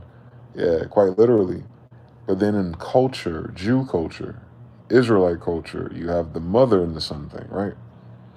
And hence, that's more of a tribal thing. That's more of a clay thing. That's more of a bloodline thing, because your mother is what bounds you as a soul or a spirit into a physical body through bondage of Egypt. So you call yourself a Muslim, which is why the Quran is the next book. They're not separate books, because none of these are books. These are little scrolls assembled. The King James Bible is the scrolls that he assembled to represent his lineage. It's a family Bible. That's why when you get Bibles, there's blank pages to put your marriages and birth dates, to keep track of your bloodline the same way that we did in the Old Testament.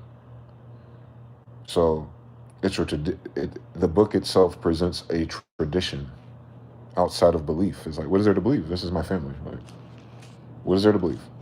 You're one of the 12 tribes of Israel? All right, this is about one of these people, your grandfather, bro. It's been 800 plus years of gene splicing and mixing and crossbreeding. You're in here. Tag, you're in here somewhere, right? If you're one of the Israelites.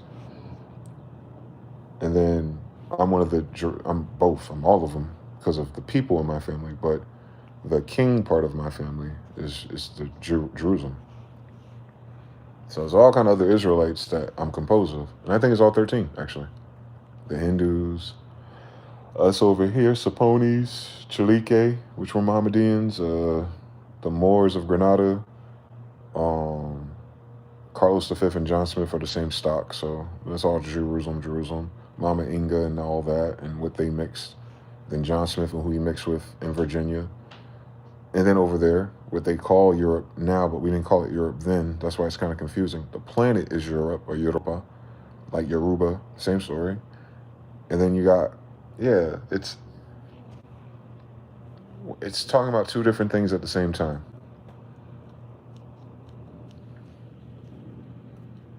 It's the tribes of Israel, descendants of Jacob and Abraham, with a particular covenant with sky people, which granted them technology and spiritual gifts and discernment and all kinds of other cool shit and protection. And then there's, amongst that class, nation, and as time moves on, kingdom emerges.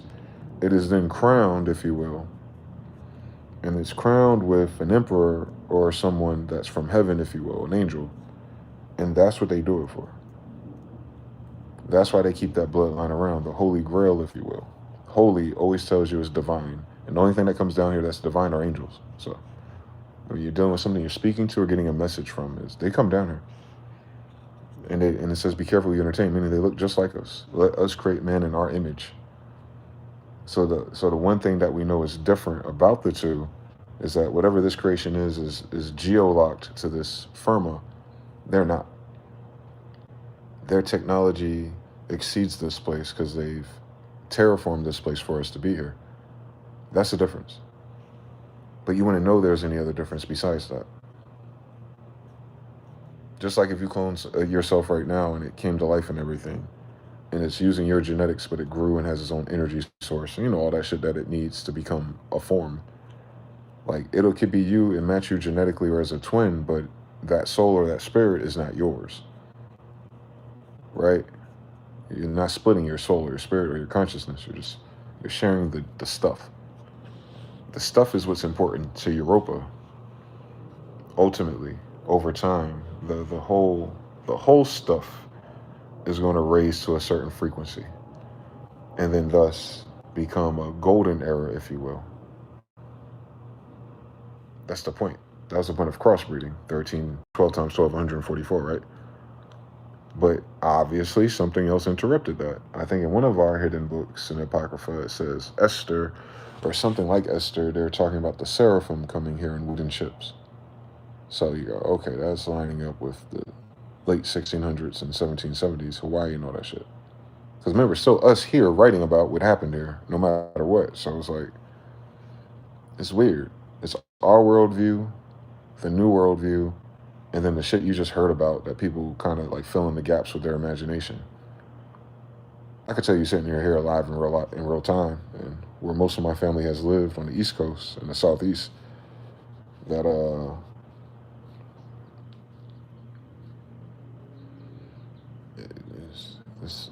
it's not that deep. It's not that deep. It got deep because they stole our kingdoms. The deep part about this isn't what this book says or means, I don't think. For us it is, because we're dealing with our connection to something greater that's going to get us out of this again. But for them, it was about the stuff. They wanted the clout and the buildings and the technology. They wanted to, hey, it's ours. We can make money off of this. All the people have never, they're like how everyone lives today, actually. Very citizen-like, very, the benefits crew. They do all this shit for benefits. They don't read this to understand this. It's not hard to understand. Like, they even set cognitive dissonance for themselves not to understand it a certain way. It's like, it's weird. Why are you adding things to it? Just read what it said. It's a Jew talking to Jews. What are we confused about? What's a Jew? An Afroasiatic. All right, the end. Now, if you jump in on this Jew to Jew book and you're not a Jew, then what, right? Oh, I'll convert to Judaism. It's not Judaism. They're Jews. They're not practicing anything. You know what I'm saying? They have all these people, all the people that voted against them. They're Jews, irregardless if they're followers of him or, you know what I'm saying? They're still Jews. Like, they're talking about the sandcastle. Jesus is never talking to sandcastles. I hope they know that. He's an emperor, like a king of kings. They don't just talk to anybody, right? To this day, all the little puppet ones, they you know what I'm saying? They don't be on Instagram answering your DMs, do they? Now imagine.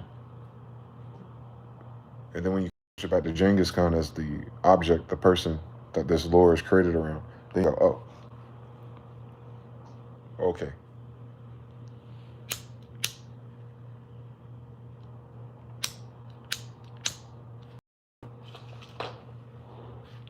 You know who loves him the most? All the slaves he freed. After. That's why people still know who he is to this day, because he literally went out there to free slaves. He's like the real Harriet Tubman with a sword. Genghis Khan. That's why he had so many sons. Remember, I'm just Hakata's son. Hakata's not his only son.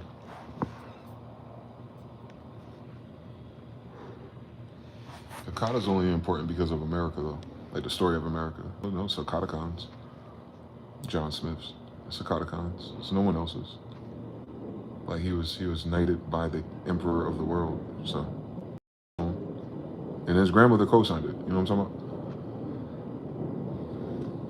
So you got the giant angel women of the Empire of Jerusalem of South America, Amazon goddesses, passing the torch on to Carlos V. And then John Smith, right there, a few years later, gets the North American side of things. They're all Jews, though. So they all have the same grandfather. They're all the same relative of Jesus.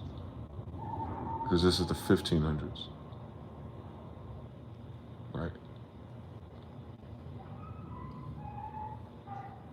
Jane Ablu Hakata.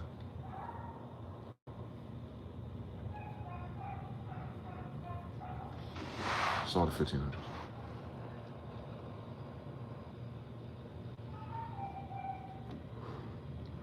So you understand this Bible is 1611. So this is after they have already established the American part of the empire. That's not when they came to America. That's just when they're alive in America. That's when they were alive in America. They're not the first ones to go to America in our family, though. Understand? Like, 1500s America, setting up the new kingdoms of America is very specific about this. There are other things here prior, yes. But they will all still be copper colored, which is the bigger story that everyone misses. Why are they copper colored? Or why are they, you know what I'm saying? Why is there this different version of what was in America when every journal tells you we're dusky, we're swarthy, which was that way of saying black, but a particular patina of black, because you live in black kingdoms and there's all sorts of black people, right? There's light-skinned black people, there's Steph Curry, brighter, light-skinned black people, there's red bones, yellow bones, there's African dark skin, there's Hindu dark skin. And there's that weird shade in between if you live in South America or Central America too much. If you're Mexican and there's like these black Mexicans, but they have a different type of blackness to them. And it's more like us than African. It's kind of like, you know what I'm saying? Like they have both. So if you want to describe those gradients, that's where swarthy, tawny, and all that comes from. But Americans are known for being copper colored, red.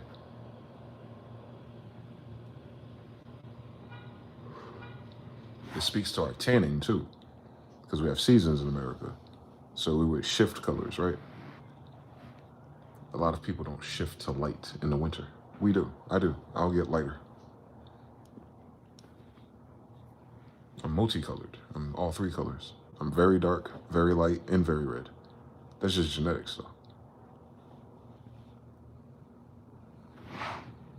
So we weren't doing like these people were black and those people were white.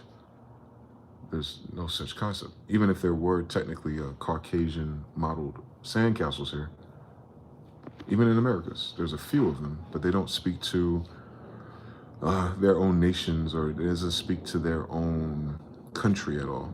There's kind of there in small groups. So tribes. And maybe they were freed and brought here. There's nothing wrong with that.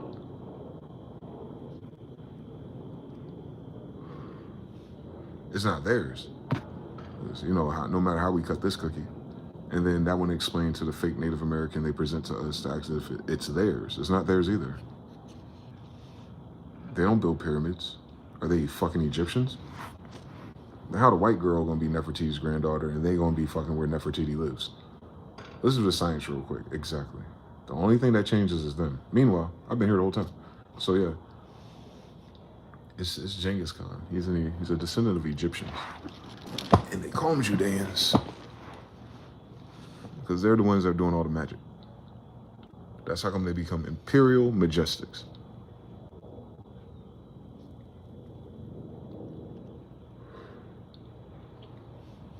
Yeah, the angels did that. They came down here and gave these sandcastles all the ingredients and recipes for some cool shit, including Babel. Remember? They got tech from the angels and the giants. Who are the fathers of the giants? Angels. One more time. There's giants here. There was a lot more giants here. They dig up their bones every once in a while. They're documented a whole lot before the 1700s, and then they just stop during Reconstruction and Civil War. It's not to say they don't still find them. It's just that it's benign neglect. They don't put it in their canon of what's history, which is kind of curious that they keep doing that. Anyway, if you believe the Bible, it's right there, right? There's giants. There's giants here. There's giant mounds here. That's who they're for. giant mounds, meaning giant burial grounds.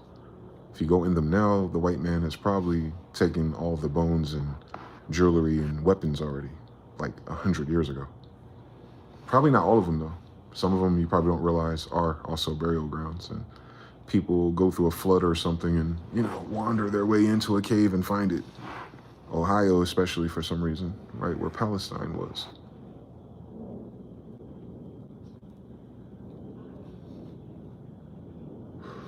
So I know who that Palestine is. I know Palestine over here. I know China over here. I know New Jerusalem over here. I know everything was over here in the Northeast where my grandfather went. From that date forward, right? 1611 forward, it's here. Then Reconstruction happens, and then the United, whatever the fuck, banking thing happens, and they started, reestablishing districts and maps and stuff for their own good. None of those are kingdom maps. So, who the fuck asked them to draw a map? Is it theirs? Exactly.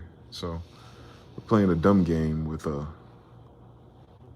clay tablets and fucking golems and all those cool little words that usually mean someone else's creation.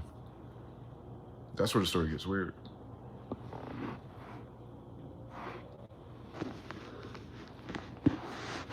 That's why Israel is God's chosen people. They had to follow certain rules and guidelines and keep their blood type a certain way if you follow everything scientifically, so that they can be occupied by a certain thing, whereas others can be occupied by the bad demons or evil spirits is what the term is. But even those originally come from heaven, which is a different dimension, more than anything. They come from a more lasting realm, and they come here, and now they also experience death, if you will. And then they don't experience the way to get back out, like they're stuck here. So they take bodies. That's very similar to what Xenu and Scientology is getting at. Same thing that the Seraphim mentioning. I need to find that book again, but the one that mentions the Seraphim coming here is very similar.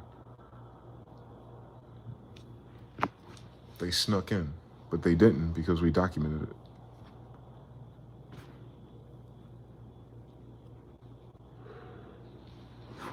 The royals documented it, not the people who were invaded. Different story, written language, same story. So yeah, everyone couldn't read and write, even up until recent time. Remember, everyone's too busy farming and shit. So that's after another reset, obviously. And here we go again. Living a very similar story with all those characters, new kids. So a lot of the parameters are similar.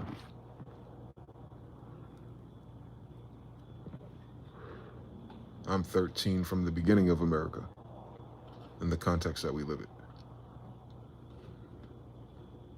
That's what's cool about this life. We don't run out of 13s, boy. So yeah, we down here again. But this story ain't that story. We're not, Revelations is not predicting when Revelations is going to occur. It's, you know what I'm saying? It happened already. Then something else happened again.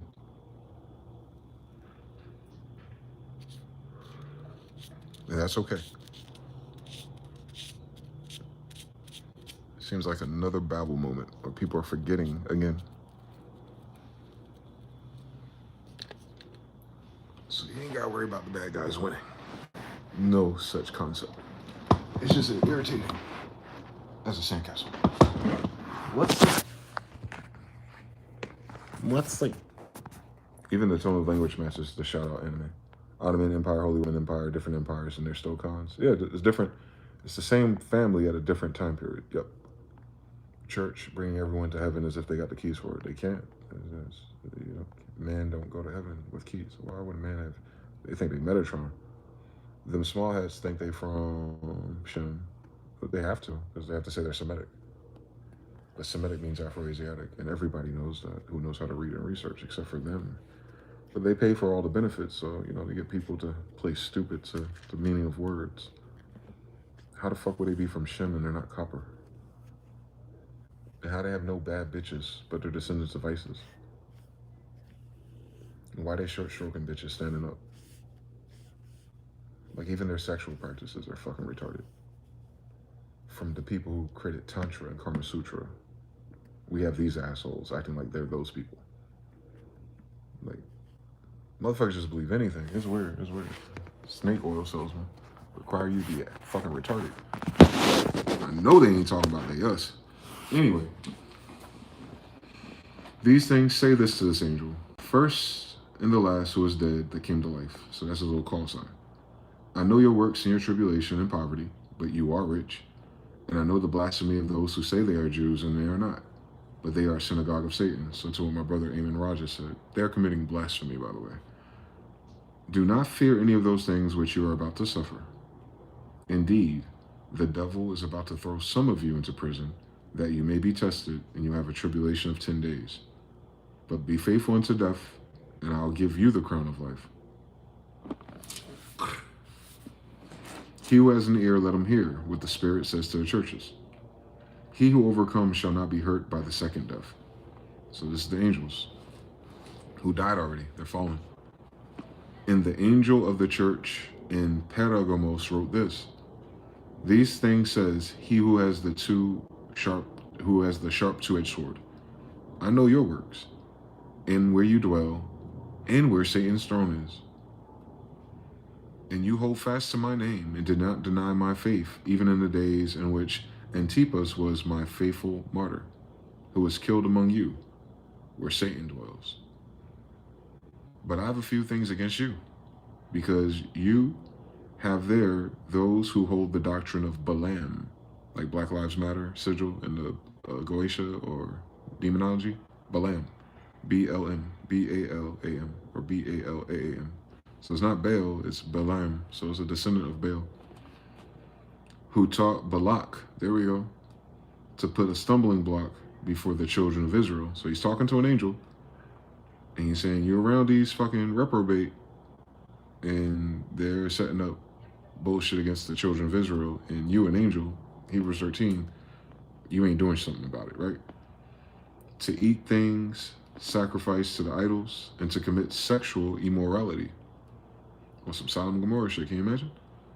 Thus, you also have those who hold the doctrine of the Nicolaitans, which thing I hate.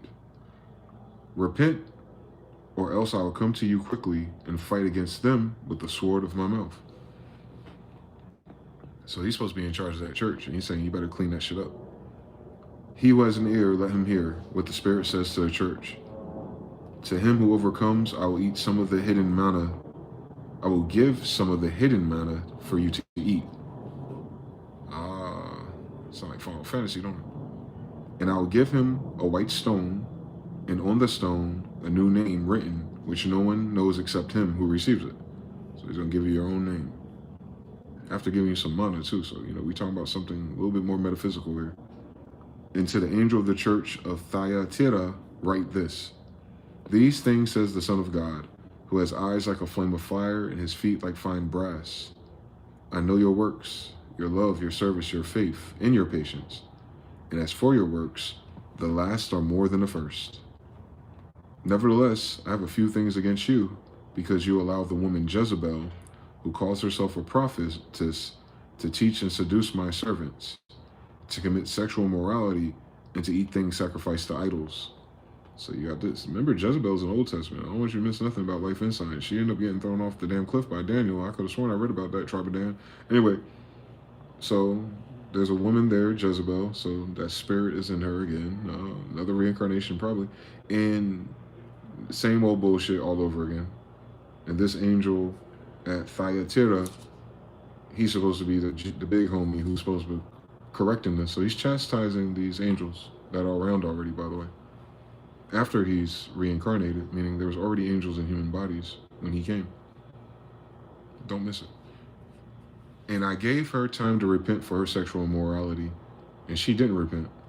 Indeed, check this out, because Jezebel wouldn't slow her fast ass down. Indeed, I will cast her into a sickbed. I'm going to give her the AIDS, man. And those who commit adultery with her into a great tribulation, unless they repent for their deeds. I will kill her children with death. And all the churches shall know that I am he who searches the minds and hearts. And I will give to each one of you according to your works. Mind you, he's talking to angels. Now to you I say, and to the rest in Thyatira, as many as do not have this doctrine, who have not known the depths of Satan, as they say, I will put on you no other burdens, but hold fast what you have until I come. And he who overcomes and keeps my works until the end, to him I will give the power over the nations. So kings, right? He shall rule them with a rod of iron. They shall be dashed to pieces like the potter's vessels. And I also received from my Father, and I will give him the morning star. Is it Venus? Is it Lucifer? Who is that? He who has an ear, let him hear it, what the Spirit says to the churches. Ooh, Masons, what do you think that means? And to the angel of the church of Sardis I write, these things, he who has the 7 spirits of God and the 7 stars, I know your works, that you have a name, that you are alive, but you are dead. Be watchful and strengthen the things which remain, that are all ready to die, and have not found your works perfect before God. Remember, therefore, how you have received and heard, hold fast and repent. Therefore, if you will not watch, I will come upon you as a thief, and I'll come up, and you will not know what hour I will come upon you. You have a few names, even in Sardis, who have not defiled their garments, and they shall walk with me in white, for they are worthy. Bring them back up. He who overcomes shall be clothed in white garments, and I will not blot out his name from the book of life, but I will confess his name before my Father and before his angels. You know, like, yo, this is my boy, let him in. He who has an ear, let him hear. And so they keep repeating that little phrase right there. It's almost like abracadabra. They're saying, hey, stay woke. You need to understand there's levels to this, what I'm saying. What the Spirit says to the churches, and to the angel of the church of Philadelphia, write this. These things, he who is holy, he who is the true, he who has the key of David, he who opens and no one shuts, and who shuts and no one opens. All right, Excalibur. I know your works. See, I have set before you an open door, and no one can shut that door, for you have a little strength. You have kept my word, and you have not denied my name. Indeed, I will make those of the synagogue of Satan who say they are Jews, and they are not, but lie. Indeed, I will make them come and worship before your feet, and to know that I have loved you, because you have kept my command to persevere. I will also keep you from the hour of trial which shall come upon the whole world, to test those who dwell on the earth. Behold, I am coming quickly. Hold fast what you have, that no one may take your crown, because he's lit already. He who overcomes, I will make him a pillar in the temple of my God, and he shall go out no more. So this is God saying he has a God. Now do the science on that one. I will write on the name of my God and the name of the city of my God, the new Jerusalem, which comes down out of the heavens from my God, and I will write on him my new name. So Philadelphia and New Jerusalem. Can you imagine where this story is taking place, New Jersey? He who has an ear, let him hear what the Spirit says to the churches. And to the angel of the church, and the Lao, almost like something in China, right? Lao, L-A-O, Laodiceans, right? These things says the Amen, the faithful and true witness, the beginning of the creation of God. I know your works, that you are neither cold nor hot. I could wish you were cold or hot. So then, because you are lukewarm, and neither cold nor hot, I will vomit you out of my mouth. Because you say this, I am rich, I have become wealthy, and I have no need of nothing. You know, he caught the carrot on the carrot chase. And do not know that you are wretched, miserable, poor, blind, and naked. I counsel you to buy from me gold refined in the fire, that you may be rich, and white garments, that you may be clothed, that the shame of your nakedness may not be revealed, and anoint your eyes with eye salve, so that you may see. As many as I love, I rebuke and chasten. Therefore be zealous and repent. Behold, I stand at the door and knock. If anyone hears my voice, opens the door, I will come into him and dine with him, and he with me. To him who overcomes, I will grant to sit with me on my throne. And I also overcame and sat down with my Father on his throne. He who has an ear, let him hear what the Spirit says to the churches. Yeah, he's talking about your inner work too, right? Because the church is also the temple. The temple is also your body. And so 7 chakras, the 7 minds, 7 circles, all that shit. 7 circle Quran. You know the vibes of this. Because he's telling whoever has ears to hear this, meaning to anyone that I'm not addressing that hears this, pay attention to what I'm saying. So it's a coded message, although it could be a literal letter too to these people who are in these different metropolises, and they fucking up the game. Because remember, he's a king of kings, so he's checking in. Like, hey yo, I got a report about you. The emperor's coming to town.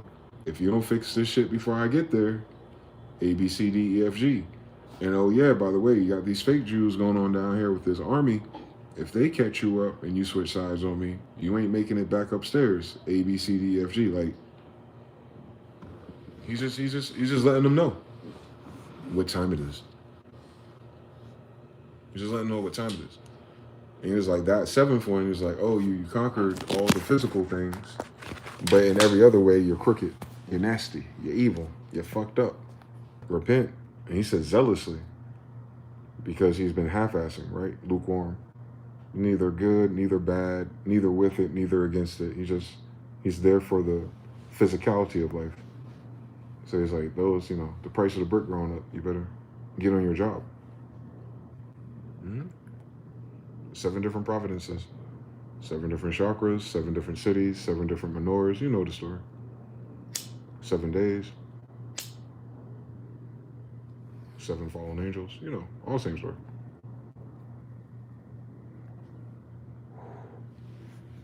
Which are the days? D-E-Y. So you got the bays, the days, the L's, the Ali's. Yeah, same story. They all mean something. And then the throne, of course, is your pineal gland. Don't forget, they're from Egypt. So they didn't forget that math and science. So they gave us a Bible. It's talking about the awakening. When the door knocks and you answer. But that knock can't happen if you're not, I guess the word we use is pure. But it's more so about, if you notice how many times they use the word perseverance. Meaning when you go through tests and trials in your life, and you don't give up. You don't give up on yourself, you don't give up on God, if you will. If you don't give up on being righteous because shit didn't work out, or because shit sucks, or the fake Jews are running a Ponzi scheme, you know what I'm saying? Like, irregardless of that, you still stand true on what the word is and what you believe, which would be your truth, right? No matter who you are. He's just saying, don't be lukewarm about it. Stand on business. You'll be judged by whatever you live by.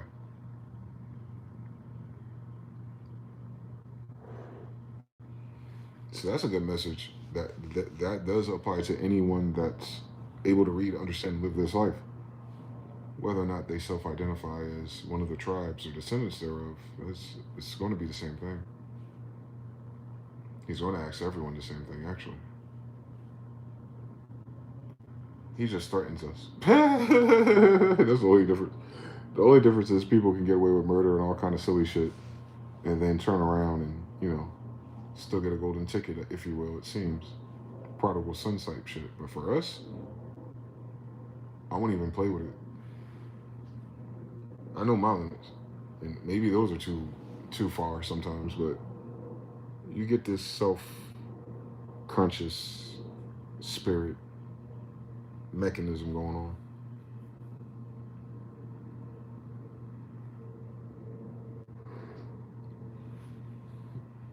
I don't think of it in terms of morality, though. I know what he's talking about.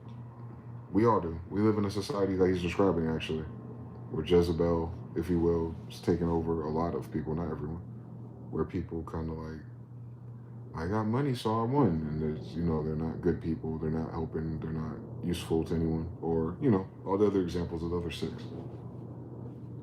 You can apply it that way if you want to. He'll always ask the same thing of everyone. It wouldn't matter.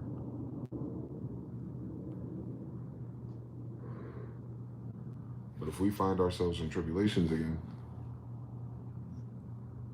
and we do, and if we find ourselves with a synagogue of Satan again, people claiming to be something they're not, and committing blasphemy in the occasion, by the way, which is unforgivable on their part.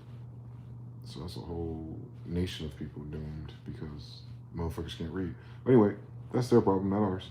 And then you have everyone else doing whatever the fuck they else they do, and all their foreign gods, if you will. Because why would their god rhyme with Jupiter or Mercury or Mars or Venus if they're not part of our tribe? If they're not from Egypt?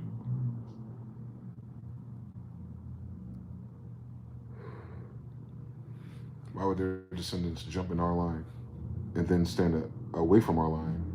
We can't be nothing else. There's no other category for us in this human history that we're presented publicly either. Like, where did we descend from? I'm new. How am I new? So, obviously my family, being who they are, come from a different time period. That don't seem to be the case for everybody that's here today. And everybody here yesterday ain't here today. They all ain't make it. Just like 50% of our population, where these last names and tribes and families and neighborhoods are. Most of them won't make it. 400 more years. So 400 more years from now, something like this may happen again. It'll be the same story. Wherever it builds up to and wherever they fall off at. All right, we gotta get our shit together again. Same story. Cycles and loops. It might not be 4, it might be 8. Hopefully it's 8 next time. With all this damn technology we got again.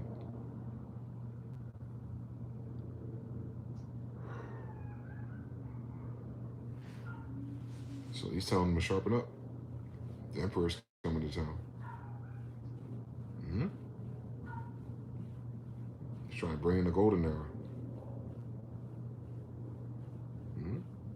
And he's telling you, like, these angels are overwatching the children of Israel in those regions and letting them go willy-nilly. Wrong story, buddy. Why are you even down here if you're not looking out for the cookout?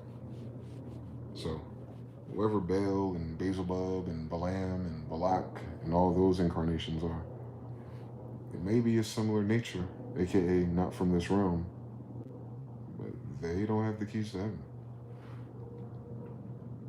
It's an FAFO moment for everybody in that book.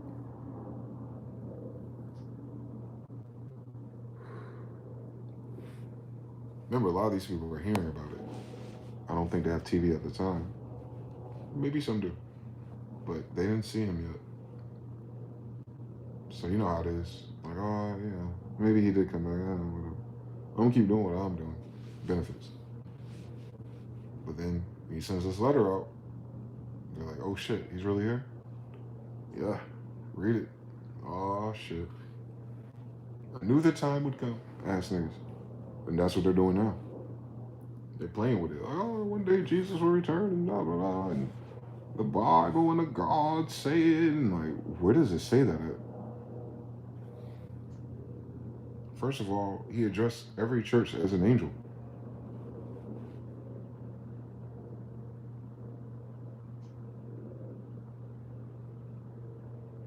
He's talking to a very specific cast of Jerusalem, man. I'm talking about a kingdom. He's a king of kings, writing letters on City Muhammad, right? Like, it's one of those. Revelation starts as one of those. Like a temperature check. Like, you know, everybody's all right, y'all, you're about to check in.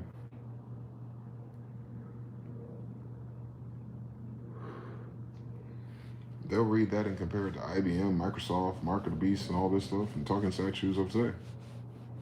Yeah, got bad news for you. That happened already.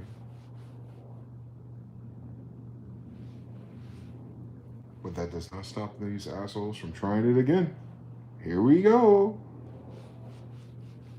So last time it happened, I'm still here.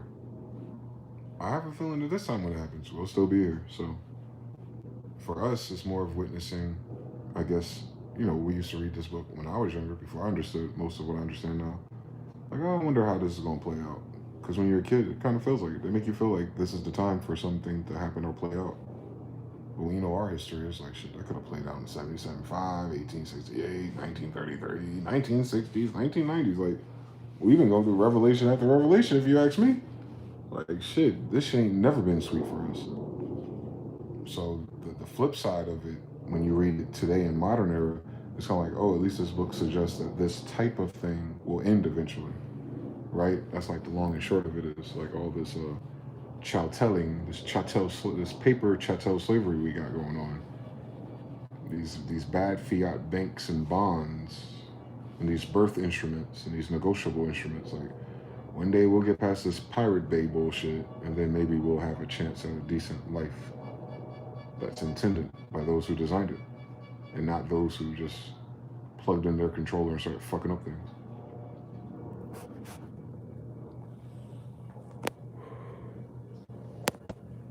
The hour of trial equals the 3 high steps of the aura. City near mine is called like that too. Yep. Sister colonies. Even a tone of language, time to time, F1M3, TVFB 3, 3. Well, free will, light, stand on business. Abracadabra, throat chakra, pineal chakra, and the crown chakra. You got it. The Bergmores, yeah. We all over this place, man. We have boats.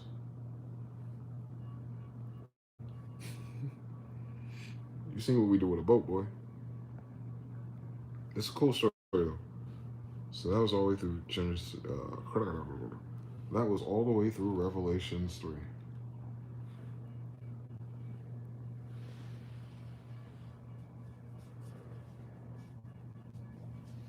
That clown car for tamales is crazy. Let's read one more. Oh, I got some battery left. How much battery? Let me see if I can get it charged. Well, I still got light. I still got natural light. Let's read Revelations 4 real quick. There's less red text, so it's no longer referring to the letter. After these things I looked, and behold, a door standing open in heaven. So he's in his vision. And the first voice which I heard was like a trumpet speaking with me, saying, "Come up here, and I will show you things which must take place after them." Immediately, I was in the Spirit, and behold, so he said, I was in the Spirit, and behold, a throne set in heaven, and one sat on the throne. So he's like astral walking. And who sat there was like jasper, and a sardius stone in appearance. What color is jasper? Does anyone know? What about sardius? Sardius. And there was a rainbow around the throne, an appearance like an emerald. It's like a rainbow crystal or plasma type thing. Around the throne were 24 thrones, and on the thrones I saw 24 elders sitting, clothed in white robes, and they had crowns of gold on their heads, and from the throne proceeding lightnings, thunderings, and voices. 7 lamps of fire were burning before the throne, which are the 7 spirits of God. Oh, so God got 7 spirits on deck. Let's imagine that. He just sent a letter to 7 angels. Before the throne, there was a sea of glass. You said jasper is a dark red? Yeah, Indian red. I thought it was. I thought that's what they were going. I thought that's where they're going with it. They're gonna keep describing the same people, man. The throne, there was a sea of glass like crystal, and in the midst of the throne and around the throne were 4 living creatures, full of eyes in the front and the back. Oh man, if you ever dream about one of those, boy. The first living creature was like a lion, and the second living creature was like a calf. The third living creature had a face like a man, and the fourth living creature was like a flying eagle. All right, Indians. So you got the calf, the lion, the man, the eagle. All right, Ezekiel. The 4 living creatures, each having 6 wings, were full of eyes around and within. Is that similar to that damn red UFO I took a picture of? All those little red lights with their eyes? I ain't got time. And they do not rest day or night, saying this, Holy, holy, holy, Lord God Almighty, who was and is to come. Oh, so they got a little loop playing. Whenever the living creatures gives glory and honor and thanks to him who sits on the throne, who lives forever and ever. The 24 elders fall down before him who sits on the throne and worship him who lives forever and ever. And they cast their crowns before the throne, saying, so mind you, this is a vision, by the way. So it's like he's trying to decode his dream kind of thing on Daniel. You are worthy, O Lord, to receive glory and honor and power. For you created all things, and by you, your will, they exist and they were created. All right, we got one more to try. Revelations 5. And I saw in the right hand at him who sat on the throne a scroll written inside and on the back, sealed with 7 seals. Then I saw a strong angel proclaiming with a loud voice. Oh shit, so we got strong angels, imagine. He who is worthy opened the scroll and to loose its seals, ? And no one in heaven or earth or under the earth was able to open the scroll or to look at it. Well, he got that Thor thing going on, right? So I wept much because no one was found worthy to open and read it, or to even look at it. But one of the elders said to me, do not weep. Behold, the Lion of the tribe of Judah, here we go, the root of David, all right, has prevailed to open the scroll and to loose its 7 seals. So the Lion of the tribe of Judah via David. And I looked, and behold, in the midst of the throne and of the 4 living creatures, in the midst of the elders, stood a lamb, as though it had been slain, like a sacrifice, having 7 horns and 7 eyes, which are the 7 spirits of God, sent out into all the earth. Then he came and took the scroll at the right hand of him who sat on the throne. So if the lamb and the sheep is kind of like a vessel for a regular man, and then the 7 eyes or the 7 horns represent those who manifested as sheep. Cool story. Now when he had taken the scroll, the 4 living creatures and the 24 elders fell down before the Lamb, each having a harp and golden bowls full of incense, which are the prayers of the saints. And they sang a new song, saying this, you are worthy to take the scroll and to open its seals, for you were slain and have redeemed us to God by your blood. Who's talking? Who's us? The 24 elders. And you were slain, and you have redeemed us to God by your blood, out of every tribe, there we go, in tongue, in people, in nation, and have made us kings and priests to our God. And we shall reign on the earth. Like Prester John, right? Priest Prester John Smith. So, getting the kingdom back together. Then I looked, and I heard the voice of many angels around the throne, the living creatures and the elders. And the number of them was 10,000 times 10,000. Was that 100,000, 100K? And thousands of thousands, so a whole lot of them. So it's like a chorus echo, saying with a loud voice, worthy is the Lamb who was slain, to receive the power and riches and wisdom. Okay, Solomon. In strength, in honor, in glory, in blessing. All right now. And every creature which is in heaven and on the earth and under the earth, and such are in the sea, and all that are in them, I heard them saying, blessing and honor and glory and power be to him who sits on the throne and to the Lamb forever and ever.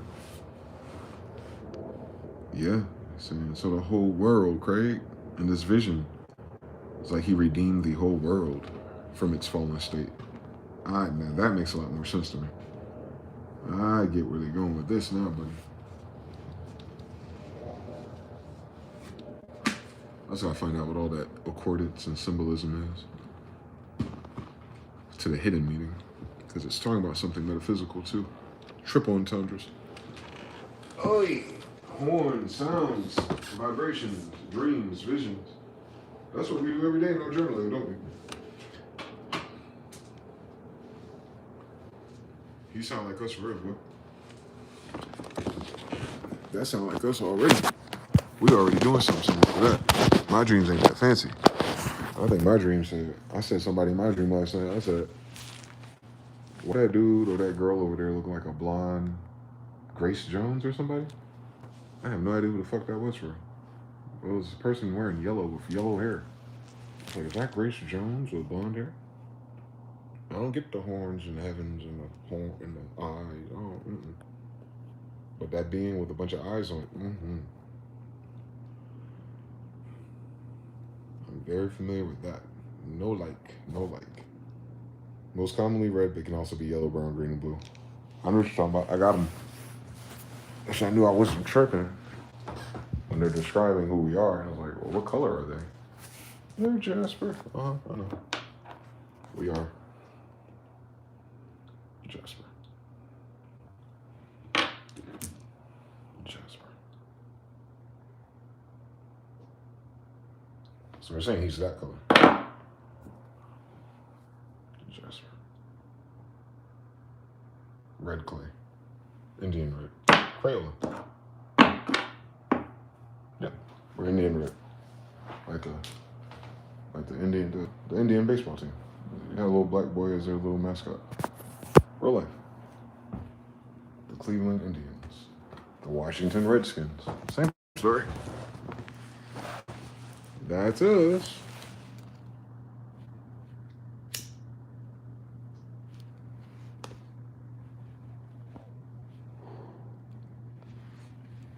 The Nuremberg Redskins. Yep. Now we're just NFL teams. Can you imagine? Yeah. Even the feather. Even Heru's feather is that color. Quite literally. I almost missed that. Your emoji for feather is that feather. Shout out to Steve Jobs.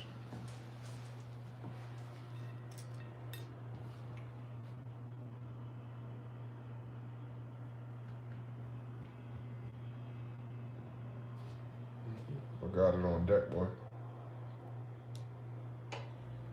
These are hawks. Still chief feathers, king feathers. Because I came to the West Coast. And that's to make sure, because I said to myself, I was always worried if I could manifest another one of these one day. And I said that on the stream, on the same stream. I said, well, I might mess around. Knowing me, I might just manifest two of them. Shit, fuck it. Different species, though.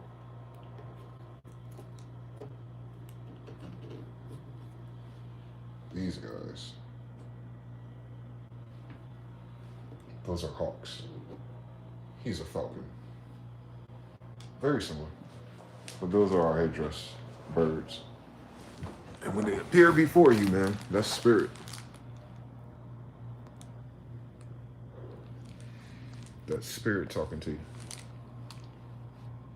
So anytime I get those, I'm like, I'm halfway on the right path.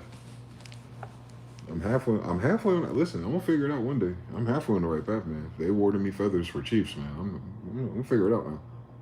I don't know about wrestling angels on mountains, but if I gotta go up there, if I gotta go up there, I'll go up there now. I saw that big ass UFO go up there. I'm good on that one. We need like a car or a bike or something. That should take 3 days.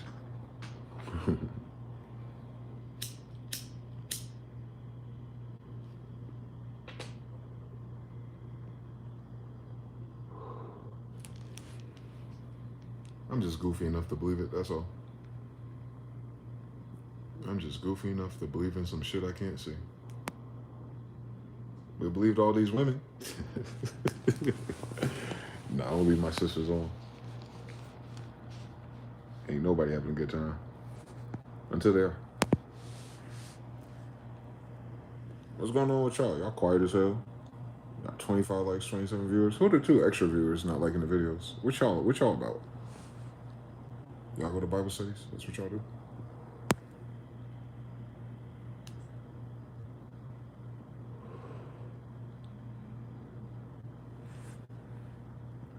That'd be cool if they did come back down, though. A lot has happened in this life already. I don't put it beyond it, but I feel like our problem is artificial. Human artificial, so. Jonathan says 3 here. 3 still here, just on the keys. Squad. I had put a few apps on my phone. I put a Cord Gadget back on my phone. I forgot I bought it on my iPad and it works on your iPhone. And I didn't find Beatmaker, did I? Koala. I don't feel like going through all that shit though. It was cool though. The same 3 drum kits they have. It's like I still got it. Almost.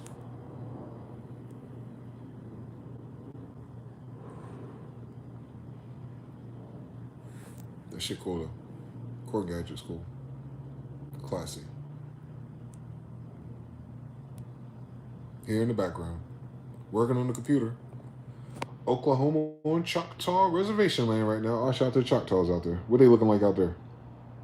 As Amori says, I often wonder if they will come back randomly as well. Varut says 3 here in the background.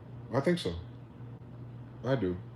I do think that the time that we're in may require something like that to occur for the rest of us. For those who are still kind of like caught up in the dream or caught up in the indoctrination we were offered and kind of don't have any answers. You would kind of need like a wake-up call. Not for bad or anything. It's just as bad as it's going to get for real.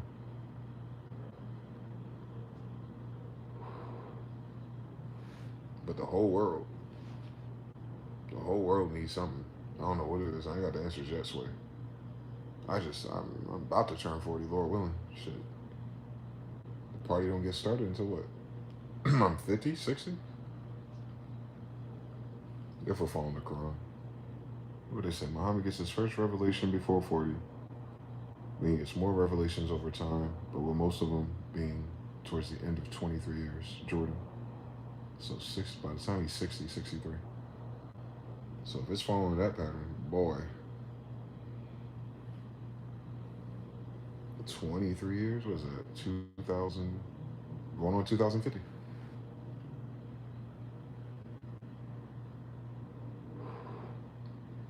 Yeah, I'll probably have white hair by then. I almost got white hair now. I got white hair now on my damn beard. Skipped right past gray, went straight to white. Same story. That's weird. That's fucking weird. I have white hair. My dad doesn't have white hair. My mother's dad had gray hair. I get white hair. The fuck going on out here? And I get blonde and red hair too. Fucking white people. Shout out to my grandma. Israelite for real. There's Nixon or anybody.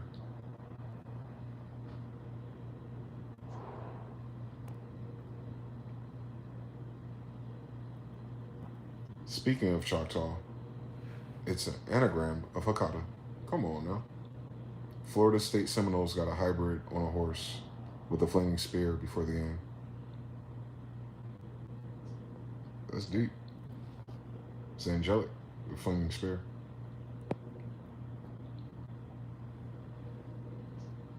Yeah, those Seminole Wars and those Geechee Wars and all that it's a holy war. Something going on. They're fighting back against Christians, basically. And then had to convert to Christianity instead of proclaiming what they are, Mohammedan or Jew. So it became crypto. So we should have some crypto families in America. Mine would be, but I don't sense that they understand the gravitas. I think my great-grandmother did, but I don't know how she saw it in her modern lens, growing up through integration and all that civil rights shit. But people in my family now, if they go to church, they're just church people. They're thinking about their current life and like turning it around or whatever the fuck's going on in their head. Me, I didn't need church to fix something in that way. I would go to church to get answers to something I couldn't understand. So even when I go to church with them, I'm like, I'm not getting my answers about this. I'm getting my answers about them. Condition.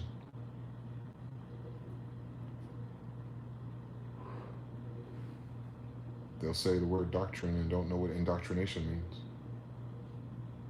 They ain't learn how to read. So it's just going to take them longer. And that's weird. That's weird.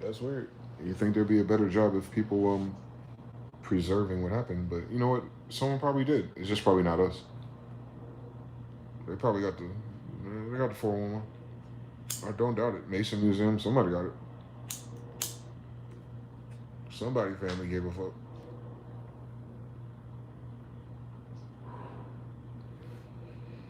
So then you got to find out, or I have to find out, what their agenda has been this whole time for at least 200 years, which will put us, what, 1820? Yep.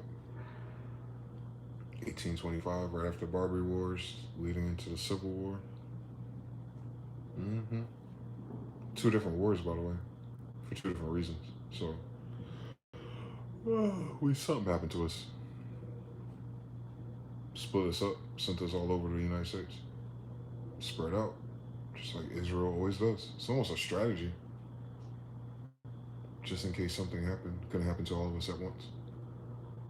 And my family ended up in South Carolina, and then went back to New York in the 60s, after already being there, I don't know, 100, 200 years prior.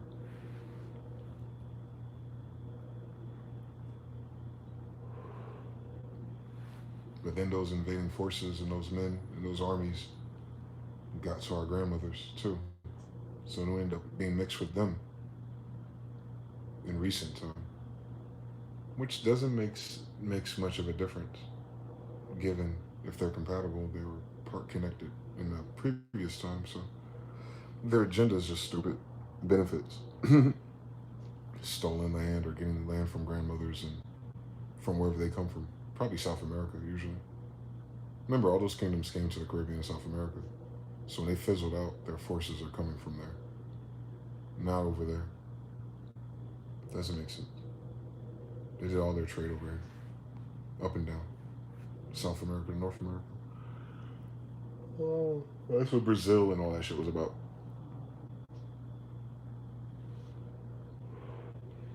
Also, why they have a bigger population. That was really where it was going down.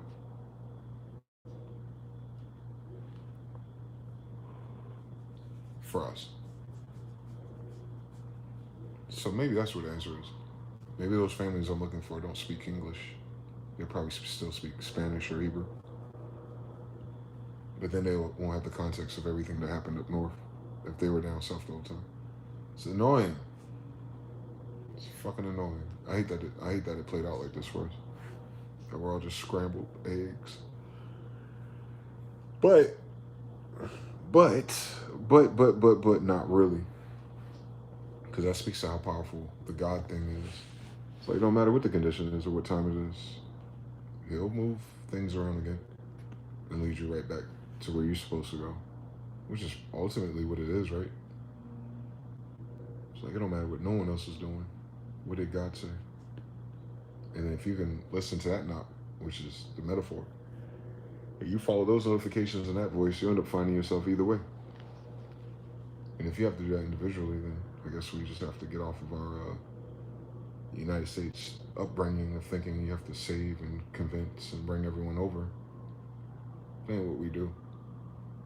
You can plant the seeds in people, but they tell you God has to water them. So if you woke up and questioning things and finding things out, then that just means God tagged you. And your network, your node, and your sphere of influence pivots off of what you do with it. That's how this game works. You don't wake everybody up. You don't choose everybody. It's unnecessary.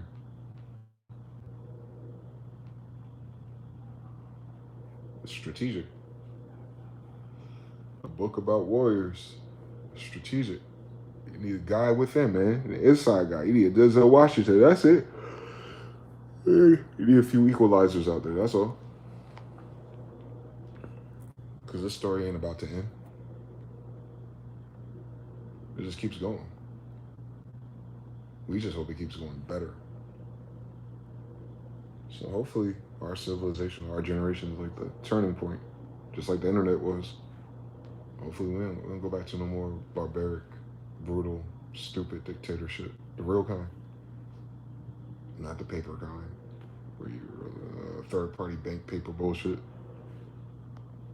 Trump talking about unveiling the, he's calling it an archaic banking system, and he wants to install the new one, which is a crypto. This motherfucker roll out a Trump coin off some Tesla patents, I'm gonna lose my mind. Probably before he does, because he look like he in dementia. But he said it. They're doing a bank reset. They're changing the infrastructure that the banks use. Justification, oh, it takes too long for wires and for money to be approved, blah, blah, blah. Latency. So that'd be their excuse to roll out the new system, financial system. So just like 1933. So they may usurp those accounts, those rich people accounts, to make for the debt and then the exchange. And maybe that's why he's probably trying to force other foreign countries to be on board with it. Not with the old dollar, but with the new one. I don't know if they can pull that off too smooth though, Chief. Because most of the shit we order is from another country anyway. They would have to create a new currency and give it a value that's better than the foreign currencies anyway, to do trade. And if it's a local currency to do local trade, well, we're years behind that curve. Even with a new currency, like what the hell do you want the kids to do? And those reports about boys and stuff, you know, thinking life would be like the iPad when they grew up. They talking about how many of them are lonely or something was weird's happened to kids. The Gen Z, they're not working or something. And the alarming numbers, like half, like 40% and 50% of them. Yep. AI ain't going to help them. The fuck? Nothing. They're not even thinking about them. I think that's probably what the fucked up thing is. It's kind of how like millennials feel, but we've been alive long enough to kind of walk into that. But they didn't have a plan for this generation that aligned with any actionable items to produce prosperity for them, which is kind of fucking important since all the boomers are gonna die. Yeah. We used to have a boomer problem in terms of politics and finance. They're the only ones who truly benefited from that golden era, if they did. They're like right in the middle of it, right? The 50s and 60s. So that makes sense. But they don't know how to flip it or make it better for everyone else. Like they have that attitude like they did it by themselves and not off the backs of all the people that worked and invested in those things that they benefit from. Myopia. They'll wake up soon though. If they run on these banks, if they do a bail-in instead of a bailout, it'll hit them. This Medicaid and Medicare already gonna hit them. It's gonna make some weird fucking bingo nights, I'll tell you that. So once they start bickering and bitching and making phone calls, you'll see. Ain't a lot of time left for it to. They can't just sustain the energy like this. Something's gonna break.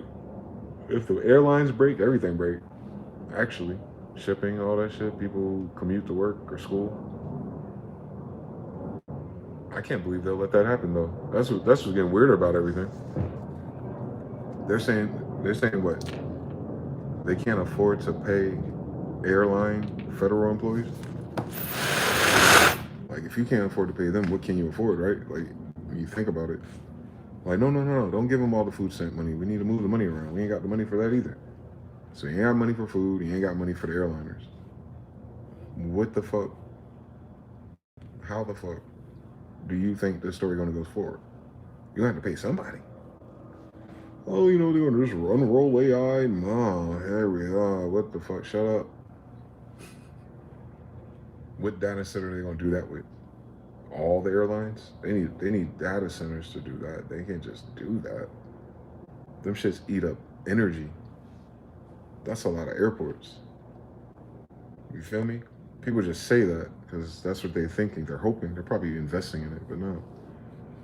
AI ain't cheap, energy-wise. AI is fucking inefficient as fuck, actually. You don't want AI slop in your flight schedules. You don't need AI slop in your flight travel paths either. No.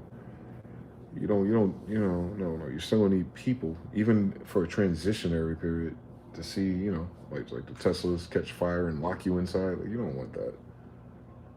You don't want that. Nobody voted for that.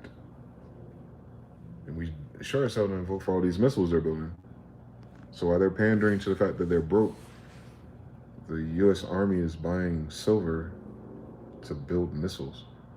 Almost as fast as China is. China's building missiles. So I'm just trying to figure out, y'all got money for war artillery and backup missiles, but you ain't telling us who the fuck y'all going to war with. Who the fuck you going to war with, Bruce? Why? And how does that pay people who need money and food to eat? Are you gonna bomb somebody and it's like a video game, you get a little box or a little turkey and like the health goes to the rest of the people in the country or something? I don't think so. It hasn't happened yet. But if China's getting missiles, who are they trying to shoot at? And if China trying to shoot at us, I don't care what the minimum wage is, because we got a whole different problem, Bruce. Got a whole different problem at that point. That's what's scary-ish. It feels surreal. That's why I can't tell if it's real or not. I can't tell if this war is real or not yet. It's still disorienting. The frequency of the stupidity of the headlines and watching people mentally adjust to the dullness of the tone of life right now.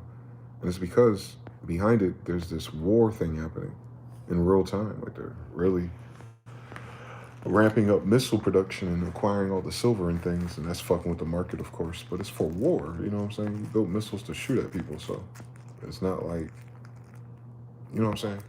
If you have a money problem, you want to then use all your budget to build missiles that you're not about to use.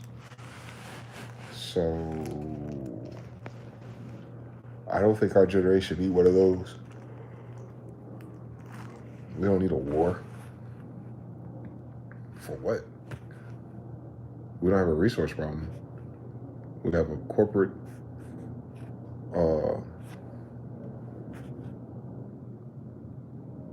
manipulation, narcissism, greed problem. The war proves it, you know? So it's like, that don't ever go to us. And they can't sell it to the people either. They're like, wait, you don't blow up some other shit, but we can't have fucking food stamps? You can't lower or regulate rent or food prices, but you can fucking make missiles? Weird fucking story for 2025. In the winter? With the Nazi Germany? What the fuck going on out here? Going to war for what? That shit ghetto, bro. For real, man. I don't think the United States really thought about it. If China hits anything in the United States, it's going to be a bad day. For a long time. We suck at building. And it seems like we get an F every time it's time to rebuild a natural disaster. So can you imagine? And I don't want to imagine, but that's, you know, the way the story's going so far. Whatever they hit, that shit ain't coming back. They ain't got money now. So you want to put yourself on the line to get hit by these new weapons. You know, even if it's in the middle of a city or the middle of some type of military installment, and it's like, you know what I'm saying? And you don't have the skilled labor and the welders and all that stuff either. They tell you about that every year. Like, who gonna fucking show up at these different sites to, like, rebuild shit? AI, robots? Like, cut it the fuck out. People gotta live there when it's all said and done. And we haven't seen that. Like, we haven't been Gaza, like, since the Civil War, I think. Right? Richmond looked like that. But yeah, we don't... The war is stupid. Insurance ain't gonna cover it either. Understand everything. So they're trying to get their war budget together to make sure they have the liquid moving in for the soldiers and things. Because they're telling the soldiers in Germany to go to a food bank. So you gotta understand how big this food stamp thing is, or just feeding the money for food is, because soldiers enlisted in Germany have to go to food banks. One more time. Soldiers enlisted in Germany has to go to German food banks. Meaning the United States is not even bringing its own food to its bases. But it wants to go to war. What? If they don't get these old men out the goddamn DOJ, Department of War, if they don't get these old men up out of here, boy, what the fuck do they think this is? A fucking Clint Eastwood film?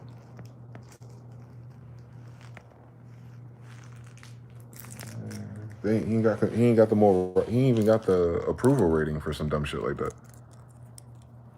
Just not to say it too, for it to be so.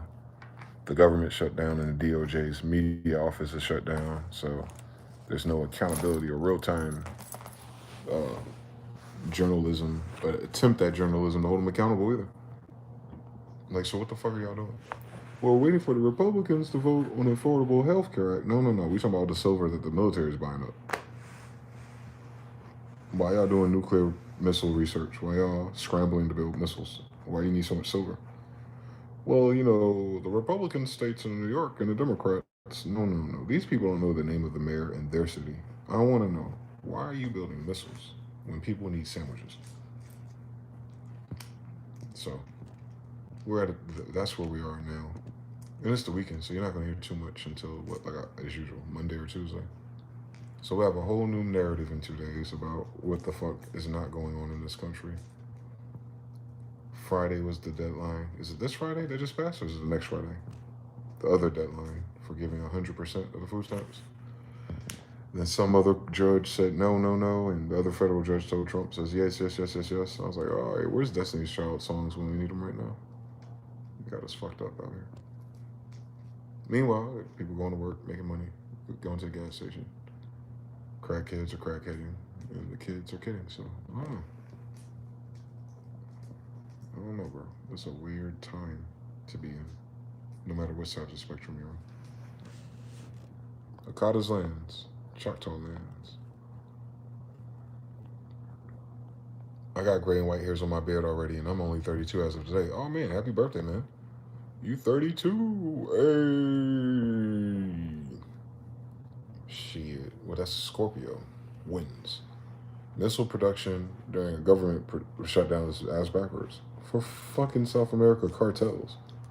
The cartels fucking up the price of eggs or something? The fuck? They gotta do a grocery cost. Because it's one thing not to have food stamps, but it's another thing to tell these people they just gonna go to a regular job and afford the fucking food. Like, everyone in this stupid ass society keeps leaving that up. Food costs too much. With or without food stamps. So people who needed food stamps and food costs too much, that is not what the problem is. That's not the root issue. The root issue is, why does food cost that much? Haru said, hey, happy birthday in Denmark, man. Shit, I might celebrate in a minute. I didn't want to stream too long today because I am tired. And I don't want to go down to a negative rabbit hole with these idiots because the story changes Tuesday. But I'm keeping track of where the money is going now a little bit more carefully. Like, why are they not putting money out into food? And then they're taking people off of Affordable Health Care Act. And then people who have good jobs who can get insurance for their family, they're taxing the shit out of them. So that's dropping. The nurses are already talking about quitting. So the nurses quitting. The places they work that are usually Medicare, like the people who be on site. What is that shit called?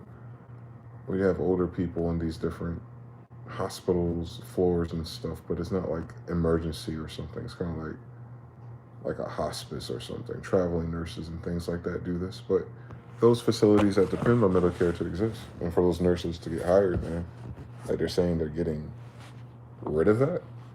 Like, what does your city look like?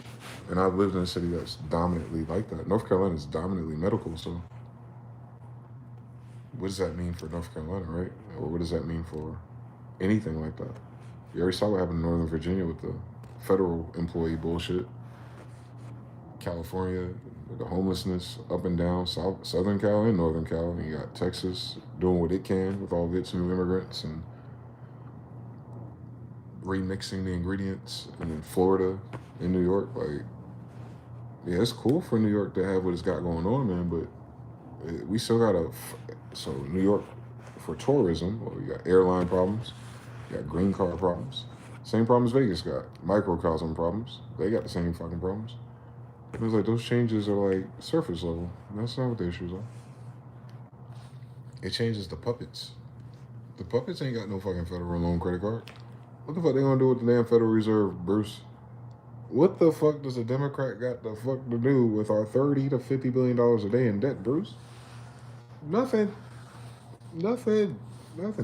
Kamala Harris will have the same problem. It's $38 trillion no matter who you vote for. So,